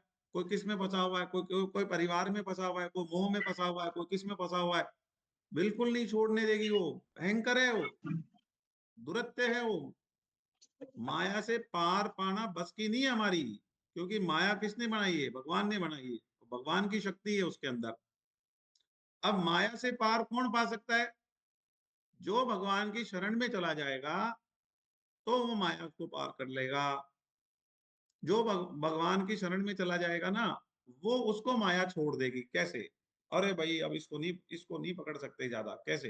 ये तो भगवान की शरण में चला गया, अब इसको तो जो है, इसको तो हिसाब से ही पकड़ना पड़ेगा, और यदि ये थोड़ा प्रयास करेगा तो इसको फिर भगवान की तरफ बढ़ाना पड़ेगा। अब इसको मैं ज्यादा छेड़ नहीं सकती, ज्यादा परेशान नहीं कर सकती। भगवान की माया को केवल भगवान के शरणागत वाला ही पार पा सकता है। या यूं बोल दीजिए कि माया उसी को जीतने देगी या उसी को छोड़ेगी जो भगवान की शरण में, बाकी माया छोड़ने वाली नहीं है। तो शरणागति होने का बहुत बड़ा फायदा ये होगा कि आप माया से छूट जाओगे। सदगुण, रजोगुण, तमोगुण, लोभ, मोह, क्रोध, काम, सबसे छूटोगे आप। कब? जब भगवान की शरण में होगे, तो ही आपसे ये चीजें छूटेगी, नहीं आपके किसी हालत में छूटने वाली नहीं है। माया बहुत दुस्तर है, बहुत दुस्तर है, मतलब बहुत भयंकर है। वो भगवान की शक्ति है, भगवान की बनाई हुई है, ठीक है। तो माया से पार पाना केवल उसके बस की है जो कि भगवान की शरण में है। तो माया देख लेती है कि ये तो भगवान का शरणागत भक्त है, भैया इसको ज्यादा परेशान नहीं करना है, ये तो भगवान की शरण में चला गया, ये तो भगवान का हो गया, अब इसको ज्यादा हमको परेशान नहीं करना है। और यदि ये प्रयास करेगा तो इसको जल्दी ही भगवान के पास भेजना है, और भगवान के भजन में इसका मन लगने दो। अरे नहीं, मन लगेगा क्या भगवान के भजन में या भगवान के नाम लेने में? मन ही नहीं लगेगा आपका। आप भगवान की शरण में हो जाओगे तो माया आपको छोड़ेगी और भगवान में लगने देगी। इसीलिए तो भगवान कहते हैं कि तू ये सब कुछ छोड़ दे, सर्व धर्माण परित्यज्यते, सभी धर्मों का त्याग करके तू तो मेरी शरण में आ जा। मैं तुझे सभी पापों से मुक्त कर दूंगा। मेरी शरण में आने के बाद चिंता मत करना, मैं तेरे को सब तरफ से बचा के और मेरी तरफ खींच लूंगा। अब भगवान खींच लेंगे। शरण में जाना हमारे को है, आगे का काम भगवान का है। माया से भी छुड़ा लेंगे भगवान, सब कर लेंगे। वो सर्व समर्थ है, वो सर्व समर्थ है। और आप उनकी शरण में तो जाओ। शरण में ही नहीं जाओगे तब तो फिर क्या बात है? फिर तो भगवान कैसे आपको बचाएंगे? तो बार बार कह रहे हैं, बार बार कह रहे हैं कि शरण में आ। अभी तो छोटे छोटे मैसेज से बता रहे हैं, कि इससे बता रहे हैं कि माया माया को पार पा जाएगा जो शरण में आ जाएगा। पहले जब अर्जुन आया था शरण में, तब भी कहा था कि ठीक है तू झूठी आ रहा है, लेकिन मैं तेरे को शरण में मान लेता हूँ। ये पूरी भगवत गीता में कुछ जगह आएगा। लास्ट में फिर भगवान ये जो श्लोक में जो बोलता हूँ ना क्लास में, सर्वधर्माण परित्यज्यता वाला, ये लास्ट में बोलेंगे भगवान। 18.66 18.66 में बोलेंगे भगवान इसको। तो भैया माया कौन पार कर सकता है? भगवान की जो दुस्तर माया है उसको कौन पार कर सकता है? तो भगवान की दुस्तर माया को भगवान के शरणागत वाला ही पार पा सकता है और जना पार नहीं पा सकता। कैसे? कि भगवान की माया क्या करती, जाल फेंकती है यूं फंसाने के लिए। क्या फंसाती है? ये देखो मोबाइल में बढ़िया चीज दिखाएगी, ये मजा आ रहा है देख के, रील पे रील, रील पे रील चल रही है, निकलने नहीं दे रही माया बाहर, है ना। तो ऐसे जाल बना रखे हैं खूब सारे। कोई वेब सीरीज चल रही है, किसी के यूट्यूब चल रहा है, किसी का रील चल रहा है, किसी का कुछ चल रहा है, किसी का कुछ चल रहा है, कोई बच्चों में फंसा है, कोई कहाँ फंसा है, कोई कहाँ फंसा है। बहुत जोरदार जाल बना हुआ है, ठीक है। मोह में फंस रखा है, कोई लोभ में, व्यापार में इतना फंसा हुआ है कि बस पैसा पैसा पैसा पैसा, हाई पैसा, ठीक है। तो कोई पैसे में फंस रहा है, कोई परिवार में, कोई किस में, सब में फंसा हुआ है, ठीक है। जबकि मैं आपको सच्ची बता दूं, एक कथा अभी थोड़े दिन पहले ही हमारे परम पूज्य गुरुदेव ने अपने सत्संग में सुनाई कि एक एक महिला थी जो बहुत जोर से अपने परिवार परिवार परिवार परिवार कर रही थी, है। तो वो देवी की आराधना करती थी, देवी सरस्वती जी की आराधना करती थी। तो देवी सरस्वती जी ने कहा कि अरे तुम इतना क्यों परेशान हो रही? तो उसकी मृत्यु हुई कि बोले साहब मेरा परिवार छूट गया, परिवार छूट गया, परिवार छूट गया। तो बोले तुम इतना दुखी क्यों हो रही? नहीं साहब मेरा परिवार छूट गया, मैं मर गई तो मेरा परिवार छूट गया, अब उनका क्या होगा, ये होगा। तो देवी सरस्वती जी उनको बोली अच्छा तू मेरे साथ चल। तो देवी सरस्वती जी उनको ले गई उसके पिछले जन्म में कि देख ये तेरा परिवार है। बोला अच्छा ये भी मेरा परिवार है, ये मेरे बेटे हैं, ये मेरे पोते हैं, ये मेरी पोतियां हैं, अच्छा इतना बड़ा परिवार है मेरा। फिर उससे पिछले वाले में ले गई, ये देख ये भी तेरा परिवार है। फिर उससे ले गई, फिर ये भी तेरा परिवार है, ये भी तेरा। अब वो उसका तो दिमाग घूम गया, अरे मेरे इतने परिवार हैं और मैं तो इनको सबको छोड़ के आ गई, तो भूल गई। तो सरस्वती माता ने कहा कि तुम भूल गई ना, तो तुम्हें कौन सा याद रहना, अभी तुम्हारा वो नया बन जाएगा, अभी तुम्हें दूसरी जगह जन्म मिलेगा तो वहां बन जाएगा। तो ये सब चक्कर में कुछ नहीं रखा है, पहले तुम हजारों परिवारों को छोड़ के आ चुके हो पहले ही, ठीक है ना। और अब इसको भी छोड़ जाओगे, जिसमें हो ना आप, इसको भी छोड़ जाओगे, इसलिए ज्यादा चक्कर में फंसने की जरूरत नहीं है। और एक स्टोरी और है, छोटी सी सुना देता हूँ। एक बार क्या हो, एक व्यक्ति था, तो आ, वो कहा साहब, वो बहुत चिंता करता था अपने परिवार की, और ये मेरे परिवार का क्या होगा। गलतफहमी थी उसको कि मैं अपने परिवार का पालन पोषण करता हूँ, मैं इकलौता कमाने वाला व्यक्ति हूँ, घर तो मेरे से ही चल रहा है। तो वो बहुत अपने लोड रखता था दिमाग पे कि मैं घर चला रहा हूँ, मैं घर चला रहा हूँ, मैं घर चला रहा हूँ, और बहुत मेरे ऊपर सारी जिम्मेदारी, मेरे पे जिम्मेदारी, मेरे पे जिम्मेदारी, मेरे पे जिम्मेदारी। तो क्या हुआ, एक साधु महाराज के पास गया, बोला महाराज मैं तो बहुत दुखी हूँ। बोले तू क्यों दुखी है? अरे मेरे पे इतनी जिम्मेदारी, ये जिम्मेदारी, ये जिम्मेदारी, ये जिम्मेदारी, मैं तो साहब बोझ के नीचे दबा हुआ हूँ, और मेरे तो बहुत कर्तव्य हैं, और मैं तो बहुत दुखी हूँ, तो मैं भगवान का नाम कैसे लूं? तो उसको साधु महाराज ने कहा, अरे कुछ कुछ नहीं है, तू क्या सोचता है, तू चला रहा है क्या? तेरा घर तू चला रहा है, तू गलत फहमी में है, चलाने वाला तो ईश्वर है। बोले साहब ईश्वर क्या है, मैं ही चला रहा हूँ, मैं करता हूँ मेहनत, दिन रात कमा के लाता हूँ, उससे मेरा घर चलता है, परिवार को मैं पाल रहा हूँ। अच्छा। तो साधु महाराज ने कहा एक काम करो, इसको बंद कर दो। एक कोठरी थी वहां, उस कोठरी में बंद कर दो इसको, ठीक है, और फिर देखते हैं इसका परिवार चलता नहीं चलता। तो साधु महाराज ने उसको कोठरी में बंद करवा दिया, उसको खाना वाना देते रहे, चलता रहा काम। अब क्या हुआ, उसके घर पे सूचना भिजवा दी कि साहब वो मर गया, और नदी में बह गया, जो अब उसका तो क्या है, लाश वाश तो मिली नहीं, बह गया, अब आप उसका अंतिम संस्कार कर लो। अब क्या हुआ, उसके घर वालों ने उसका अंतिम संस्कार का, वो अब लाश तो मिली नहीं, क्योंकि कह दिया साहब हमारे सामने बहा है, हमने देखा है, 10 जनों ने कह दिया हमने देखा है, हमने देखा, हमने देखा है।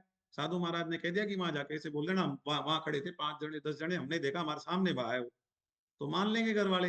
अब मिल रहा है नहीं, तो उसको तो कोठरी में बंद कर दिया, और उसकी खबर फैला दी कि साहब ये तो मर गया, और नदी में बह गया, तो लाश वाश मिलेगी नहीं, आप उसकी अंतिम क्रियाएं जो भी है, जो भी इसके 12 दिन है, 3 दिन है, जो भी करने कर करा के इसका नक्की कर लो, हो गया काम उसका।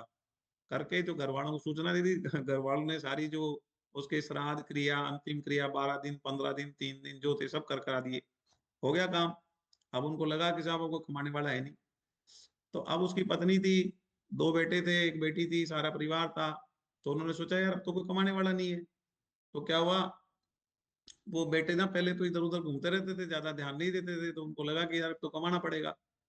तो दोनों बेटे भी कमाने लग गए, और पत्नी ने देखा कि यार मैं काम करती हूँ, मैं भी कुछ कमा लेती हूँ, तो उसने भी क्या करा, कुछ छोटा मोटा काम चालू कर दिया, वो भी कमाने लग गई, है ना। घर में पहले 5 जने थे तो कमारा एक था। अब वो जो कमाने वाला था उसको साधु महाराज ने जब पोल्ट्री बंद कर दिया तो बचे 4, तो 4 में से 3 कमाने लग गए, ठीक है। और पैसा भी पहले से ज्यादा हो गया, है ना। और बढ़िया सब व्यवस्था हो गई, खूब पैसा आने लग गया घर में, सारा धंधा ने सिस्टम सब बैठ गया, बढ़िया काम चलने लग गया है। और अब वो भूल गए कि भाई ठीक है वो तो मर गई तो बात खत्म हो गई। अब उनको थोड़ी नहीं याद, अभी ठीक है 6 महीने साल भर 2 साल निकल जाते हैं तो आदमी अपने काम धंधों में लग जाता है। तो उसके दिमाग में था भाई थे हमारे थे पिताजी या हमारे दादाजी थे, तो मतलब गई ना बात, तो ठीक है, तो आदमी के दिमाग से थोड़ा।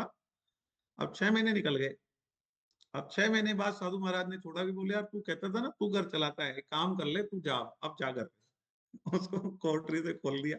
अब वो टेंशन में है कि मेरे तो पता नहीं भूखे मर गए होंगे, पता नहीं क्या हो गया होगा।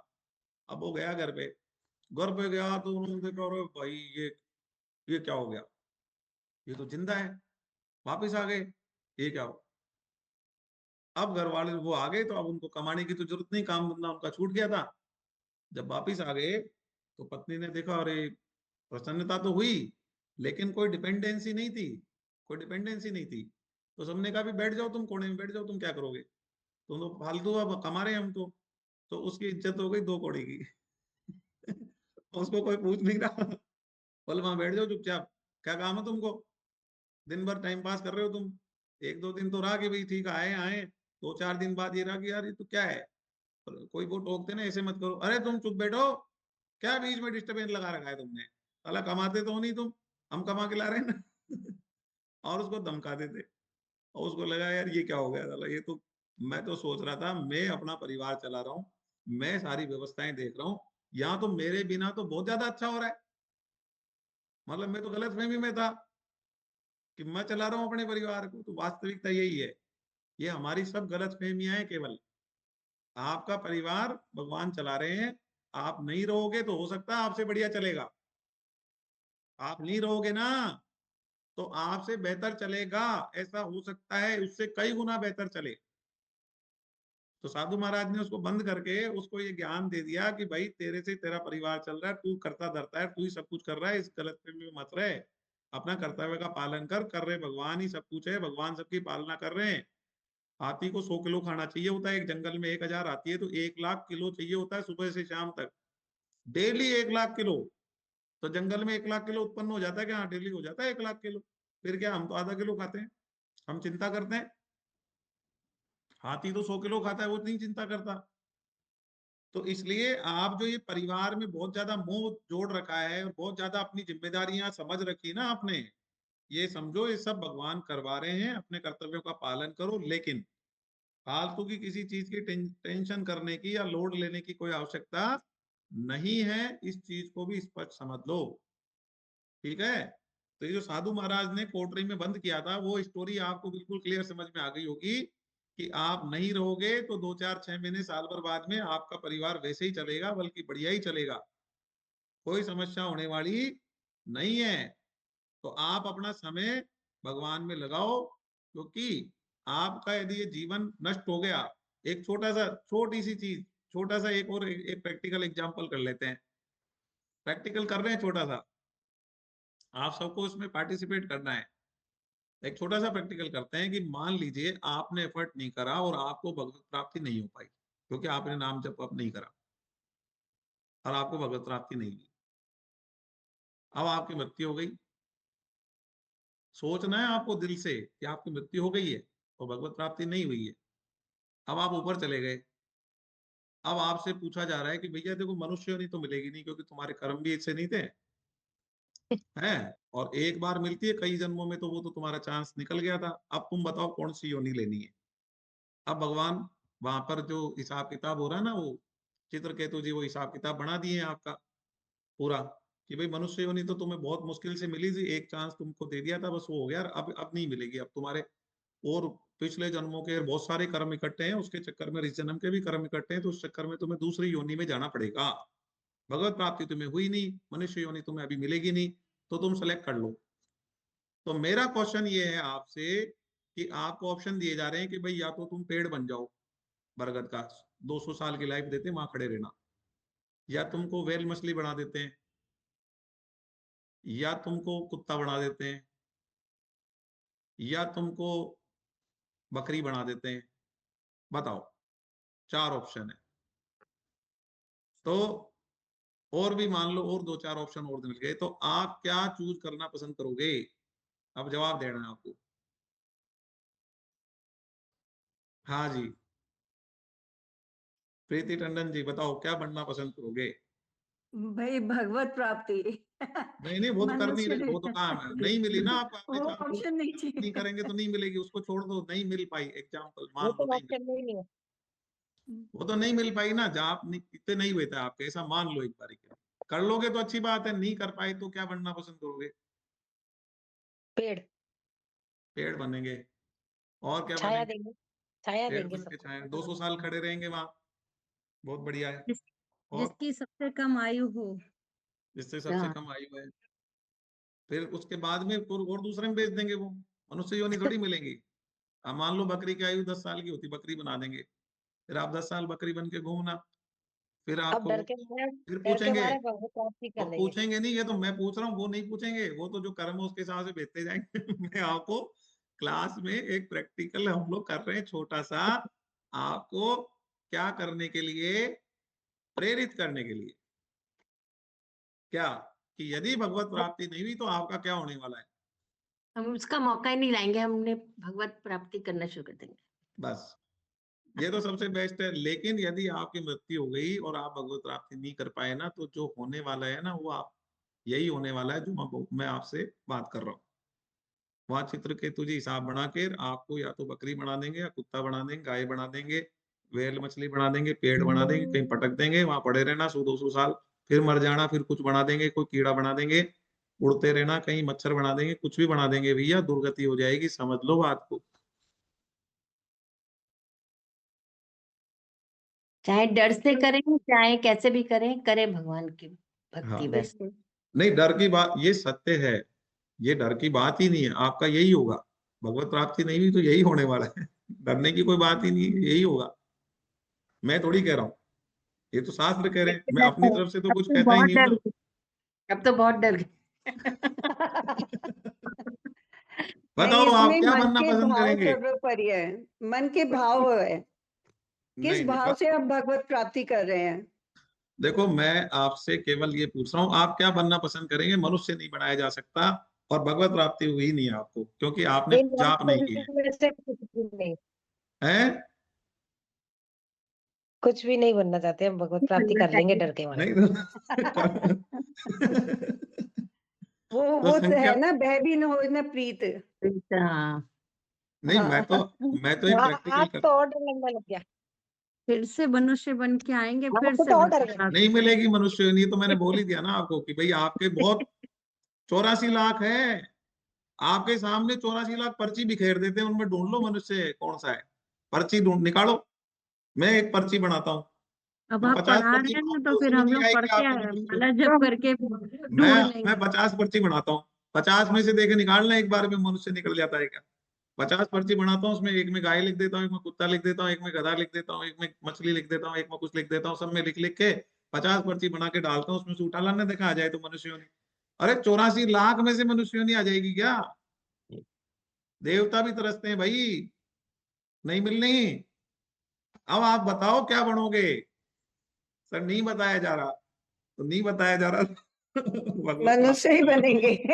मनुष्य ही बन जाए, चाहे कितनी भगवत प्राप्ति कर ले। 84 लाख में से फिर अरे मनुष्य 50 वाला पर्ची ढूंढ में नहीं लेंगे आएगा हम। नंबर, 84 लाख में तो छोड़ो आप, 50 पर्ची निकालेंगे ना, भी उसमें नहीं आएगा आपका मनुष्य में नंबर। आप कौन से रस चक्कर में हो? रसखान जो बोले थे उसी में से कुछ हम भी बनना चाहेंगे। क्या बोले थे? रसखान कभी मानुष हो तो बसेर करो, या पान हो तो वृंदावन वाला बोले है ना अब वो तो रसखान सब कभी। ठीक है, वो मैं समझ गया। अब वृंदावन में जीव जंतु बन जाओगे तो उद्धार हो जाएगा, सब कुछ ठीक है आपकी बात, लेकिन मेरा तो प्रश्न ये है, आप क्या बनना चाहोगे? तो बस अब इसका वृक्ष जवाब नहीं है ना, बनना तो अच्छा चाहेंगे सर, बनना तो वृक्ष में अच्छा ही वृंदा चाहेंगे। बनना चाहेंगे। अरे वृक्ष मनुष्य हटा दिया, भगवत प्राप्ति नहीं, अब क्या बनना चाहोगे ये पूछ रहा हूँ मैं। वृक्ष में वृंदा बनना चाहेंगे, वृंदावन की। हाँ तो नहीं तो, अरे तो भैया आप समझो नहीं ना, ये तो मैं ऑप्शन दे रहा हूँ, वो ऑप्शन नहीं मिलेगा, वहां फेंक देंगे उठा के। तो जो भगवान भेजेंगे सर वही बनेंगे ना, आप तो भगवान के हाथ में है वो। हाँ तो ऐसा क्यों करें हम लोग, तो हमारे जो सुबह 7 बजे डेली 20, 25, 50 हजार डालो और दिन हाँ, भर ये के 50,000 करो, कुछ हाँ, तो कर लो। ये ठीक है, हाँ, ये ठीक है। इस रूट में लग गए, देखो भगवत प्राप्ति का दृढ़ निश्चय करके आप लगोगे तो आपकी यदि मृत्यु भी हो गई और दृढ़ निश्चय करके लगे ना, तो भगवान आपका पतन नहीं होने देंगे, भगवान ने कहा है। तो आपका पतन नहीं होगा, बच जाओगे, लेकिन भगवत प्राप्ति का दृढ़ निश्चय करके लग जाओ। यदि आप भगवत प्राप्ति का दृढ़ निश्चय करके लग गए ना, तो भगवान आपका पतन नहीं होने देंगे, बचा लेंगे। भगवान ने कहा है बचा लेंगे वो। लेकिन आप लगो तो सही, अब जो लगेगा नहीं वो तो उसका तो क्या इलाज है, ठीक है ना। तो आप इसमें लग जाओ। अब शुरू हो गया है।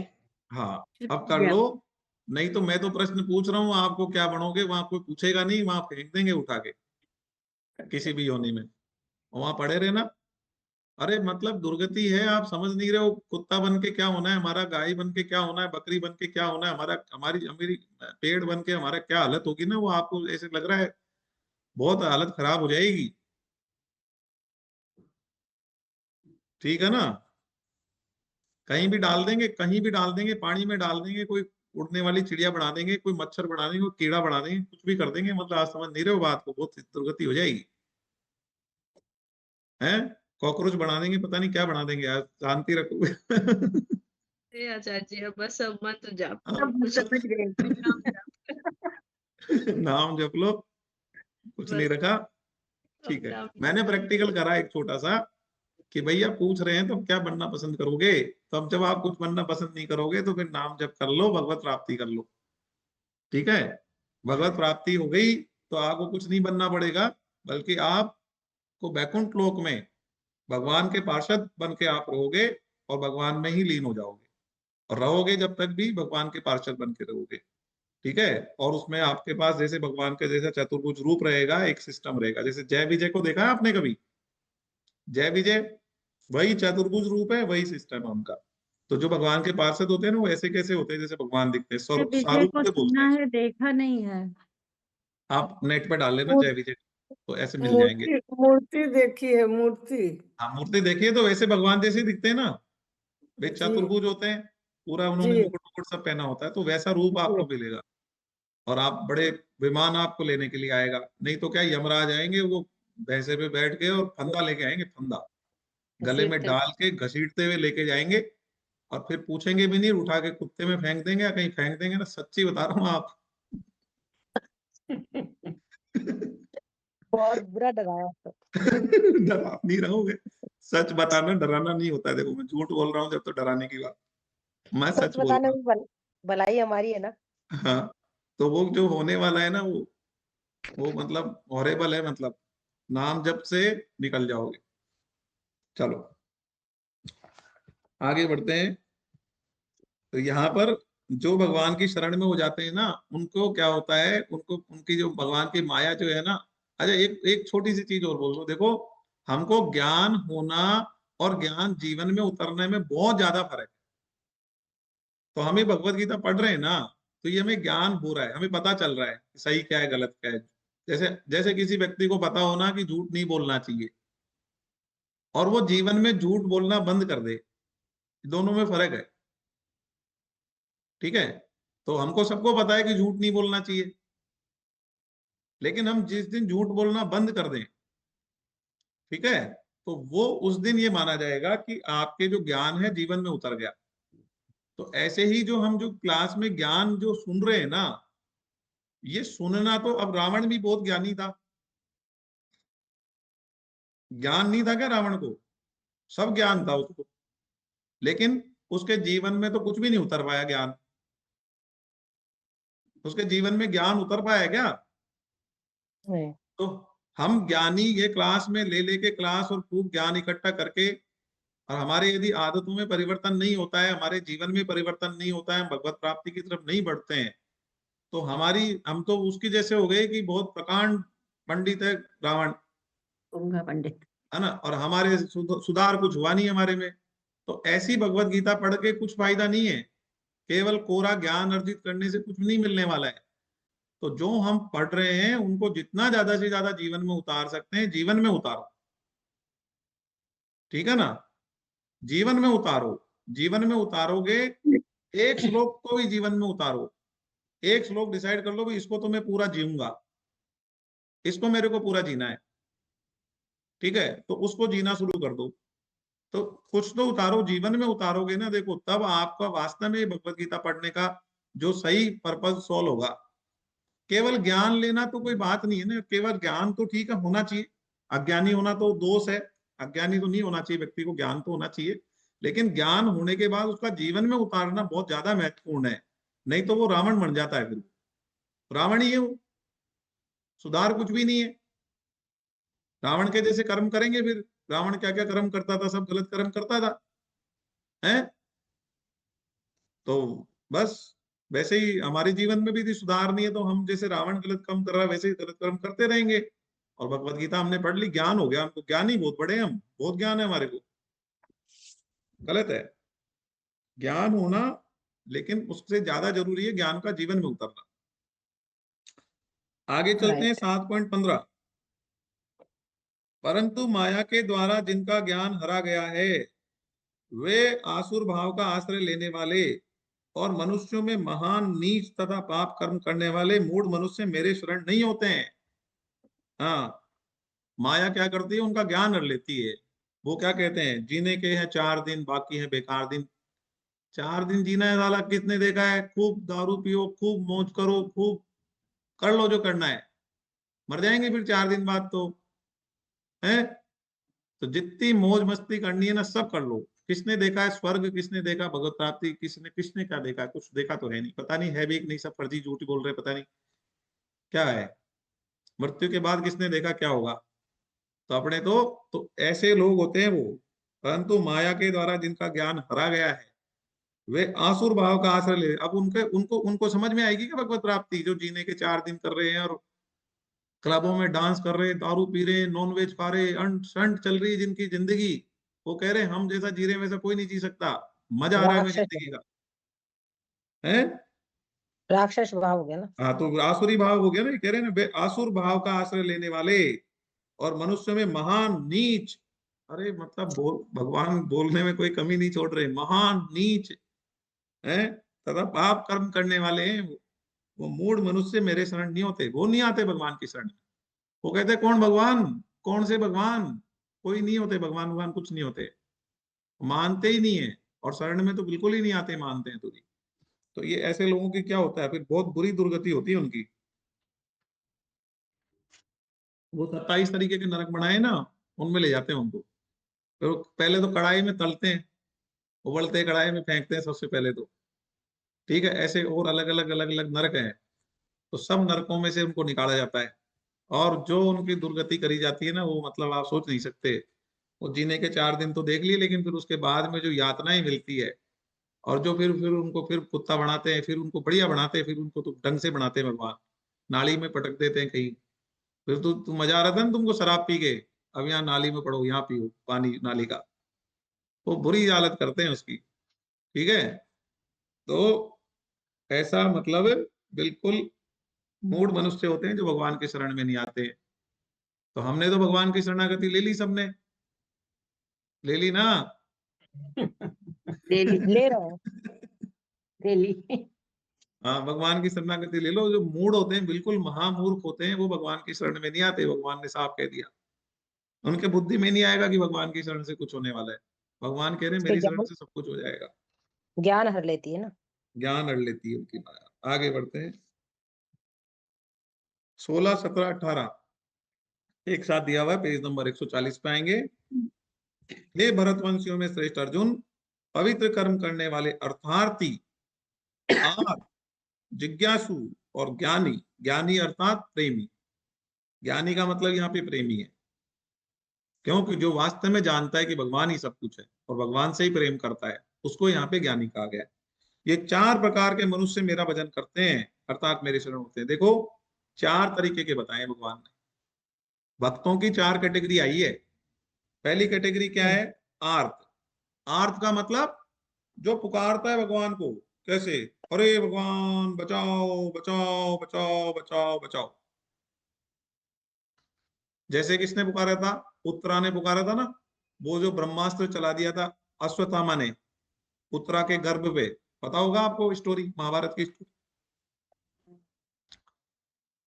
उत्तरा गर्भवती थी और अश्वत्थामा ने पांडवों के वंश का नाश करने के लिए, क्योंकि द्रौपदी के तो 5 पुत्रों को मार ही दिया था, ठीक है, और द्रौपदी की अवस्था थी नहीं कि वो गर्भवती हो सकती है, उसकी उम्र हो गई थी और पांडव 5 मर जाने वाले ही थे। तो द्रौपदी के 5 पुत्रों को मार चुका था अश्वत्थामा। अब केवल अभिमन्यु की पत्नी उत्तरा थी। अभिमन्यु को वैसे मार चुके थे ये लोग, अभिमन्यु तो मर गया था, तो केवल उत्तरा के गर्भ में उनका वंश बचा था। पांडवों का वंश केवल उत्तरा के गर्भ में बचा था। तो अश्वत्थामा ने क्या किया था? उत्तरा के ऊपर ब्रह्मास्त्र चला दिया था उसके गर्भ पे, ठीक है, कि उसके गर्भ में जो बच्चा है वो मर जाए। तो राजा परीक्षित थे, उसके गर्भ में कौन थे? उत्तरा के गर्भ में कौन थे? राजा परीक्षित थे। तो बाद में राजा परीक्षित हुए, वो अभिमन्यु के पुत्र हैं, अर्जुन के पोते हैं। और राजा परीक्षित को ही भागवत सुनाई है सुखदेव जी ने, जो 7 दिन की भागवत होती है ना, जिसमें 18,000 श्लोक है, जिसकी हम कई बार चर्चा करते हैं। भागवत की क्लासें भी होती है, भगवत गीता में 700 श्लोक है, उसमें 18,000 श्लोक है। वो भागवत किसको सुनाई गई है? परीक्षित जी को सुनाई गई है। परीक्षित जी कौन है? उत्तरा के पुत्र हैं। अभिमन्यु उत्तरा के पुत्र हैं, अर्जुन के पोते हैं। तो वो पांडवों के मतलब पांडवों का एक ही बचा था, केवल उत्तरा के गर्भ में ही वंश था। यदि वो खत्म हो जाता तो पांडव वंश ही खत्म हो जाता पूरा। तो इस वजह से अश्वत्थामा ने ब्रह्मास्त्र चलाया था उसको मारने के लिए।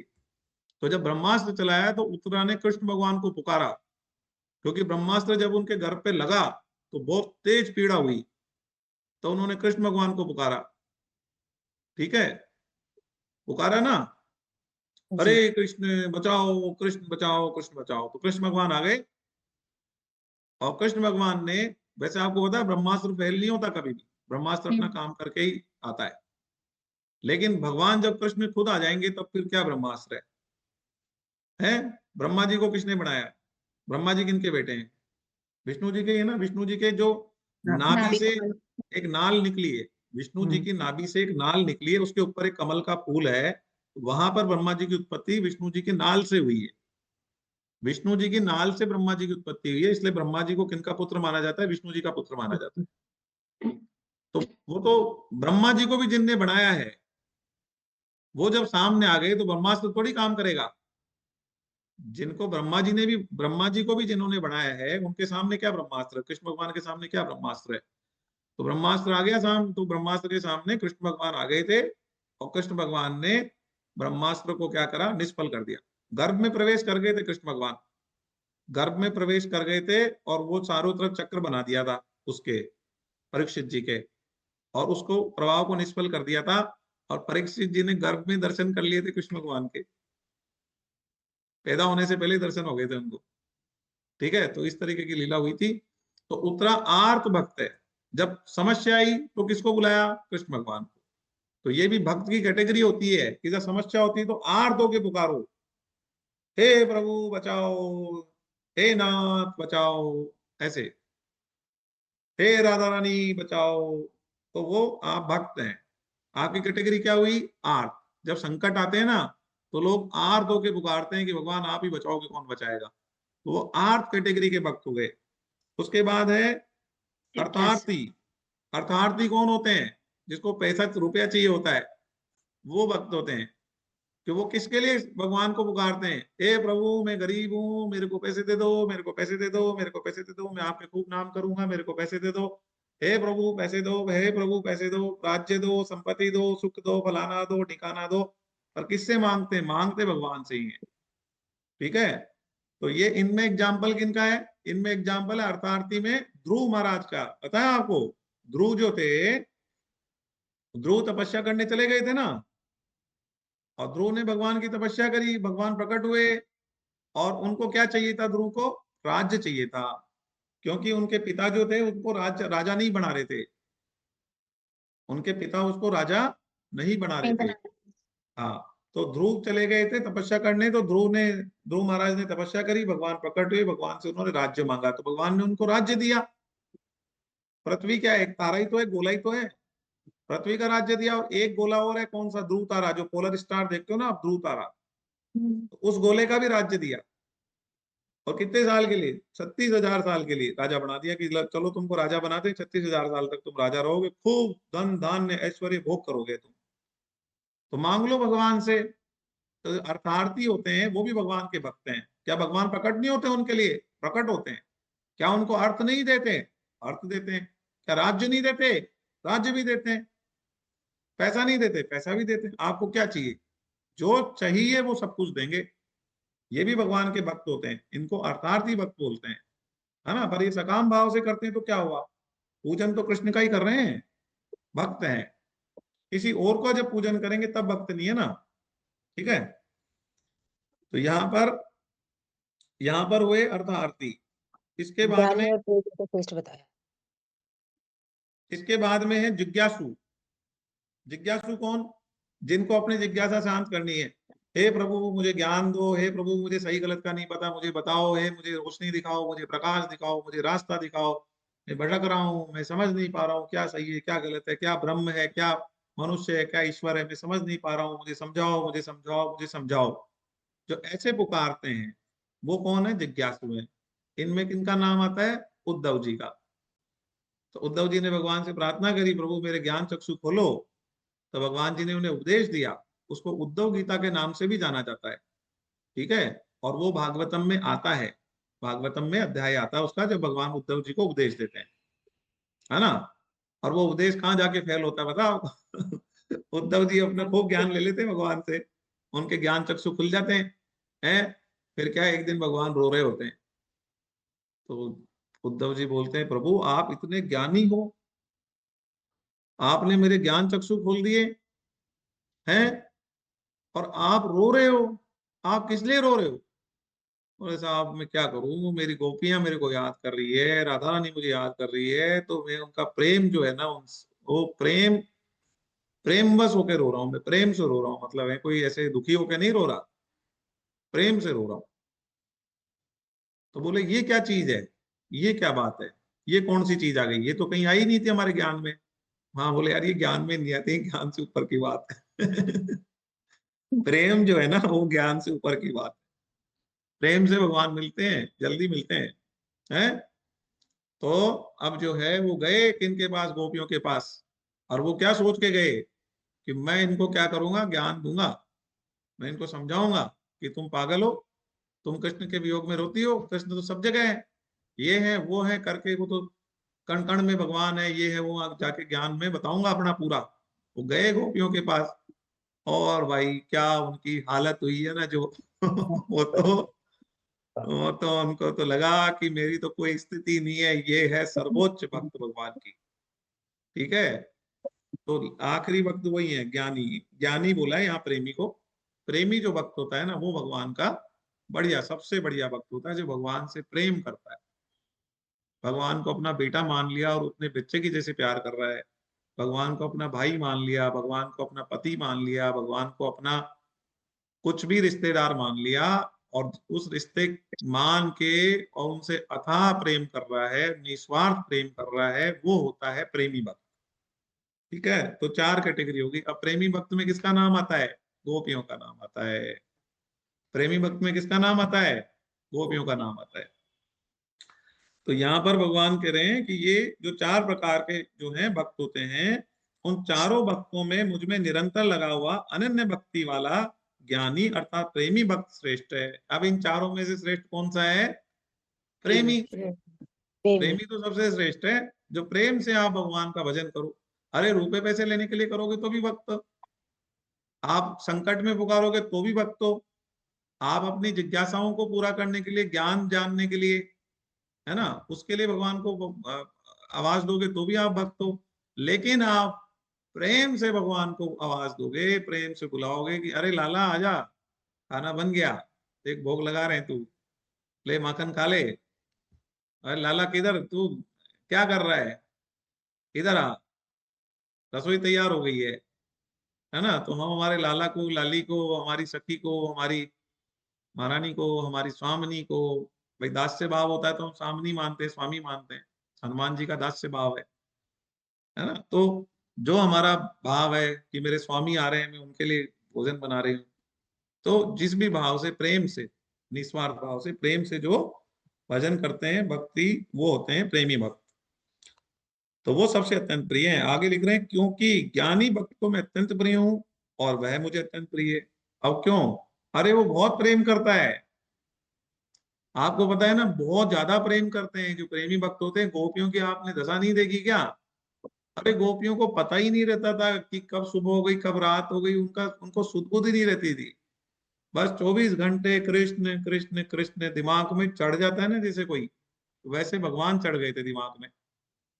दिमाग में कई बार कोई इंसान चढ़ जाता है ना, किसी से संसार का झूठा प्रेम हो जाता है ना, तो दिमाग में कोई इंसान चढ़ जाता है, बस वही दिखने लग जाता है 24 घंटे। नई नई किसी की सगाई हुई होती है ना, नई नई किसी की सगाई होती है या शादी हुई होती है, तो उसको क्या है, वो वही दिखता है उसको 24 घंटे, वही आदमी दिखने लग जाता है, वही औरत दिखने लग जाती है ना। तो ये तो हो गया माया का प्रेम। इसी में ये स्थिति हो जाती है क्या, कि बस वही वो दिख रहा है।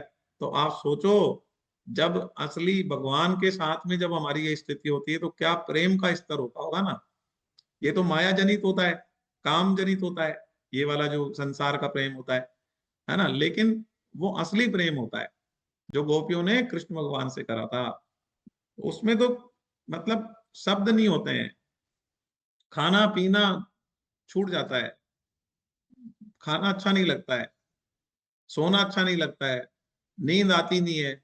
आपने वो सुनी होंगे ना कई गाने, मुझे नींद ना आए, मुझे चैन ना आए, और ऐसे कई गाने बने हैं ना दुनिया भर के। ठीक है, वो सब, वो ये असली में होता है ये, और ये भगवान के साथ होता है ना, तब असली होता है ये।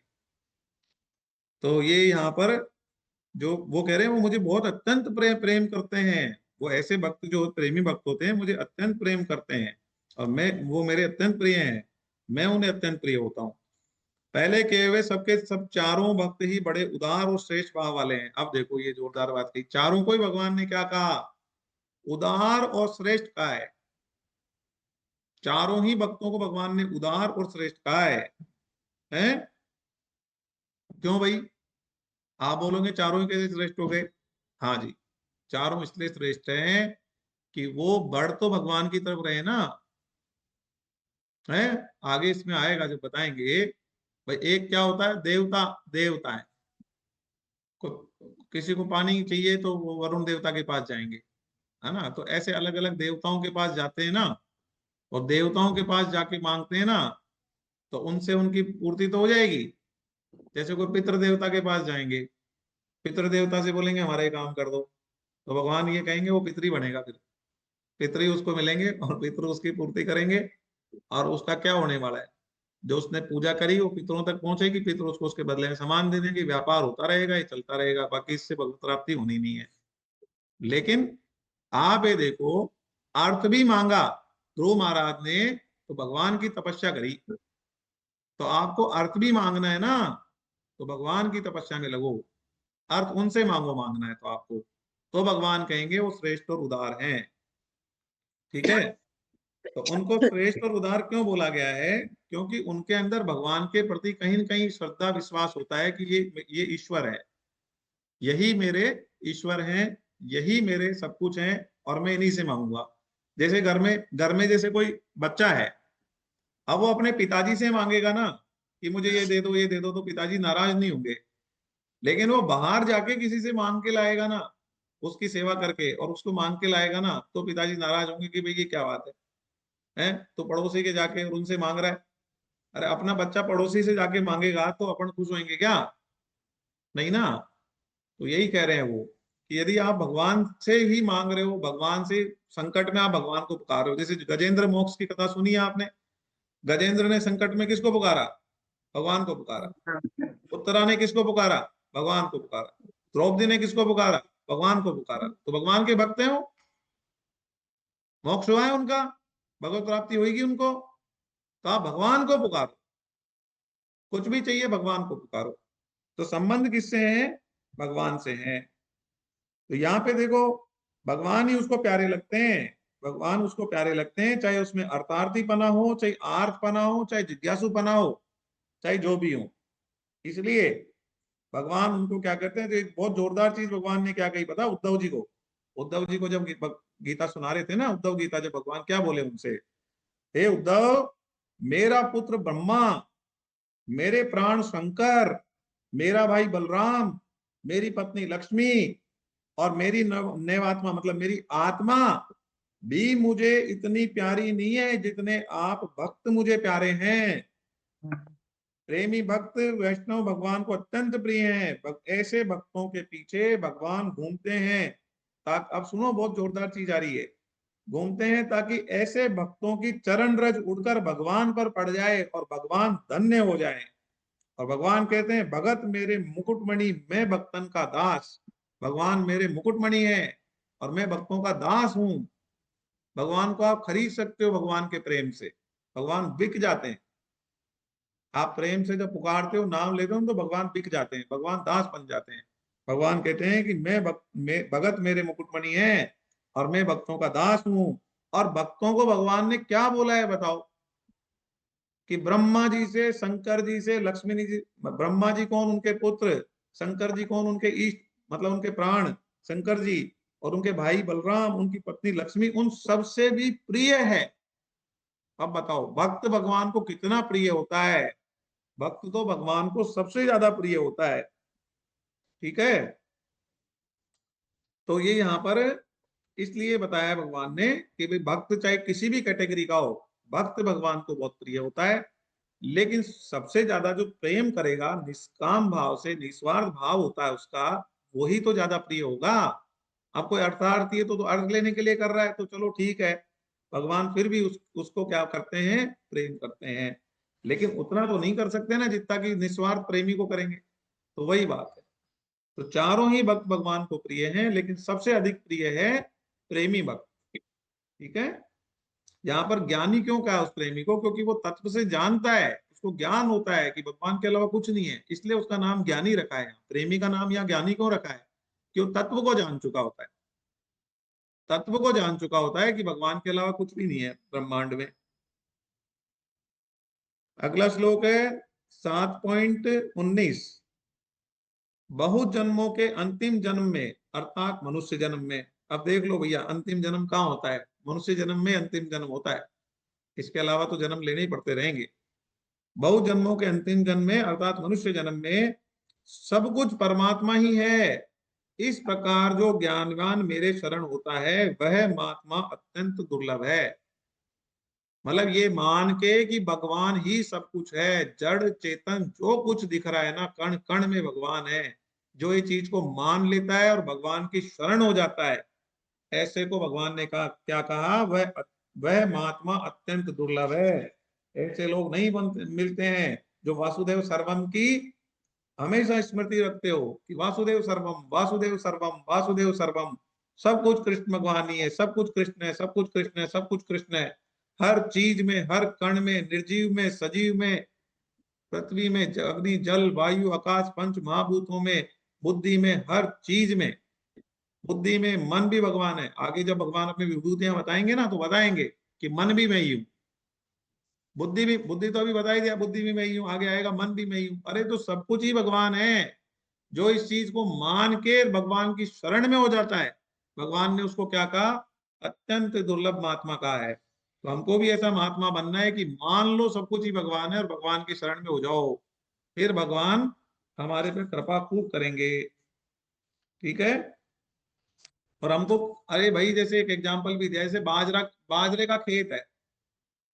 अब बाजरे का खेत लगा हुआ है, अब उससे क्या उगाना है भैया? क्या उगाना है? हमारे जो जिसने बाजरे का खेत लगाया है वो क्या उगाना चाह रहा है?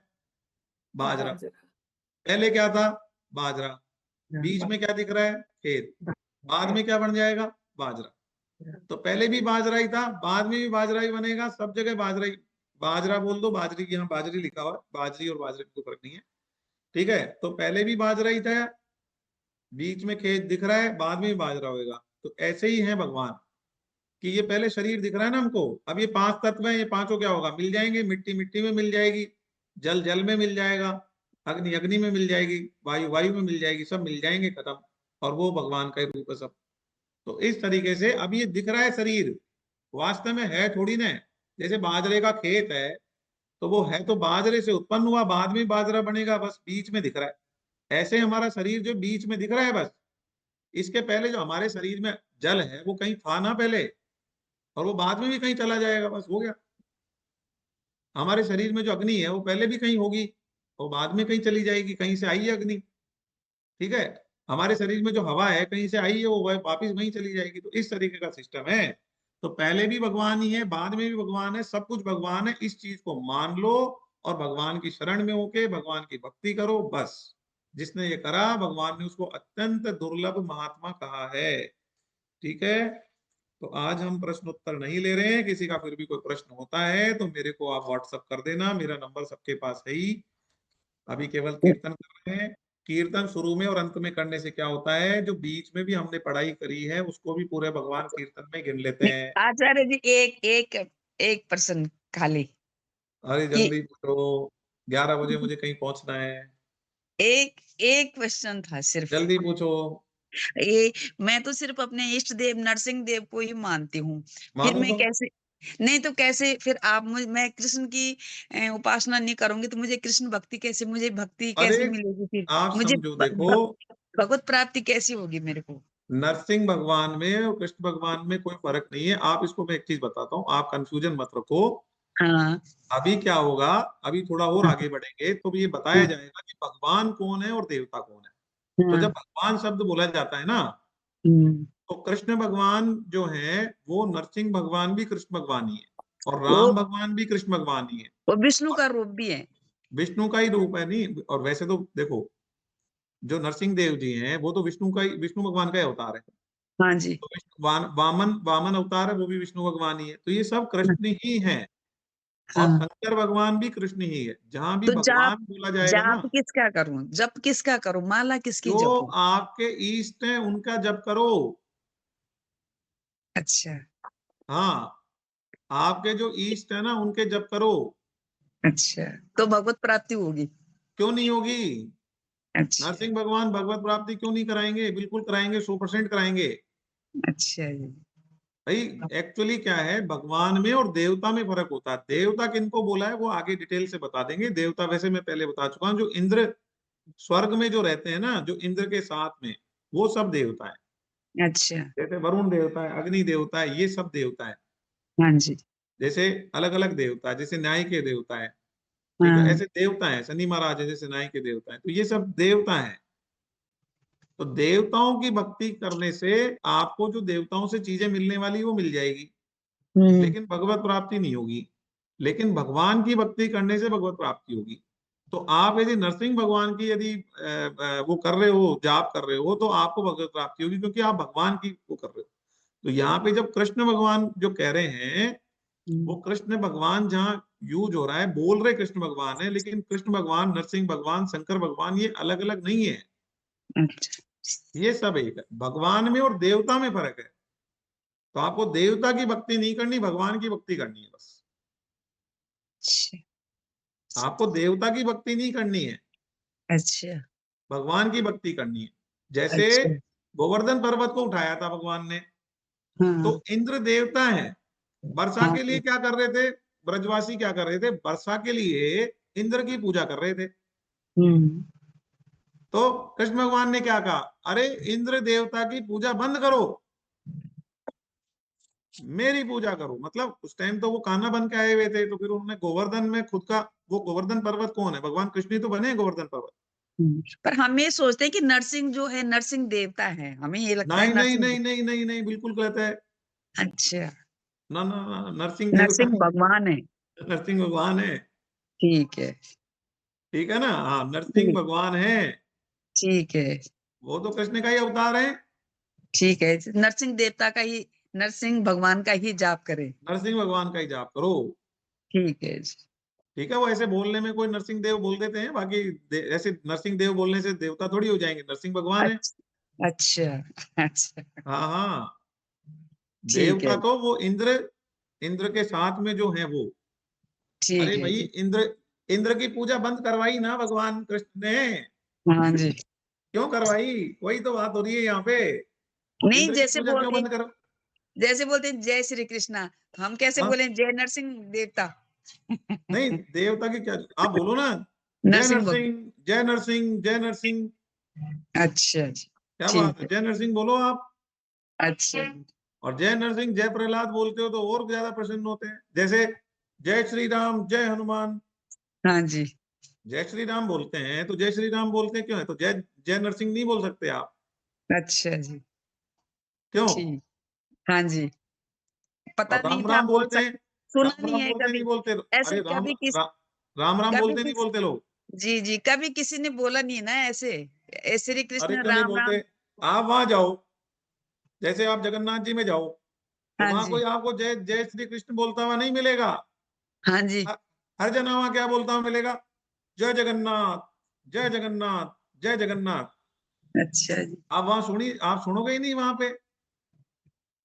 आप गए गए हो क्या कभी उड़ीसा? आप में से वो गए होंगे ना, कोई तो गया होगा। हाँ जी, मैं तो नहीं गई। हाँ, या किसी का टच होगा उधर से। हाँ, ये बता रहे हैं हाँ। ना उषा मिश्रा जी, वहां हाँ। तो जय जगन्नाथ ही बोलते हैं, वहां जय श्री कृष्ण आपको सुनी नहीं मिलेगा। हाँ जी। आप सुन के बता देना, आपको कोई कहता हुआ ही नहीं मिलेगा जय श्री कृष्ण वहां। ठीक है। वहां क्या बोलते हैं? जय जगन्नाथ, जय जगन्नाथ, जय जगन्नाथ। जो मिलेगा वही, किसी दुकान पे जाओगे जय जगन्नाथ, कोई बात करोगे जय जगन्नाथ, किसी से प्रणाम करोगे जय जगन्नाथ, सब कुछ वहां जय जगन्नाथ है। हाँ जी। हाँ, ये तो है, जैसे वृंदावन में जाओ तो वहाँ राधे राधे, रिक्शे वाले भी राधे राधे राधे, राधे राधे राधे राधे। श्याम, हाँ। या तो बोलते हैं राधे श्याम, या राधे हाँ राधे जी। बोलते हैं। हाँ वहां जी। आपको, आप वृंदावन जाओ, देखो जय श्री कृष्ण कोई कह दे, जय श्री कृष्ण, ऐसा तो कोई नहीं कहता। नहीं नहीं, वहाँ राधे राधे ज्यादा बोलते और हैं। राधे राधे ज्यादा चलता है, क्योंकि वो राधा हाँ। रानी का निज महल है, हाँ जी। वृंदावन राधे रानी का है। हाँ जी। तो वो अलग अलग प्रभाव है ना, अपना अपना प्रभाव क्षेत्र होता है। तो जहाँ नरसिंह देव जी का प्रभाव क्षेत्र है, वहां जाओ कभी, आपको वहां हर आदमी जय नरसिंह कहता हुआ मिलेगा आपको। ठीक है जी। वो तो अपने जिनके प्रभाव क्षेत्र में जाओगे जब पता चलेगा ना। चलिए देखिए, बहुत लेट हो गया है, हाँ जी। हाँ 10:47 हो गए। हम एक बार हाँ सत्संग कर जी। ले रहे, जय श्री कीर्तन कर ले कृष्ण, रहे, जय श्री कीर्तन कृष्ण। हाँ जी। कीर्तन कर लेते हैं 1 मिनट का। हाँ जी, जय श्री कृष्ण। राधे गोविंदा भजो, राधे भजो, राधे गोविंदा, राधे गोविंद भजो, राधे भजो, राधे गोविंदा। राधे गोविंदा भजो, राधे भजो, राधे गोविंदा, राधे गोविंद भजो, राधे भजो, राधे गोविंदा। राधे गोविंदा भजो, राधे गोविंदा, राधे गोविंद भजो, राधे गोविंदा। राधे गोविंदा भजो, राधे गोविंदा, राधे गोविंद भजो, राधे गोविंदा। राधे गोविंदा भजो, राधे भजो, राधे गोविंदा, राधे गोविंद भजो, राधे भजो, राधे गोविंदा। राधे गोविंदा भजो, राधे भजो, राधे गोविंदा, राधे गोविंद भजो, राधे भजो, राधे गोविंदा। नाम संकीर्तनम यस्य, नाम संकीर्तनम यस्य, सर्व पाप प्रणाशनम, सर्व पाप प्रणाशनम, प्रणामो दुख समनष्टम, प्रणामो समनम, नमामि हरिम परम। नमामि हरि परम। राधे राधे, राधे राधे। राधे राधे। राधे द्रौपदी बिहारी राधे। लाल की जय, वृंदावन बिहारी लाल की जय, राधे गोविंद सरकार की जय, अर्जुन की सखा श्री भगवान कृष्ण की जय, सूर्य के घनश्याम की जय, मीरा की गिरधर नागर की जय।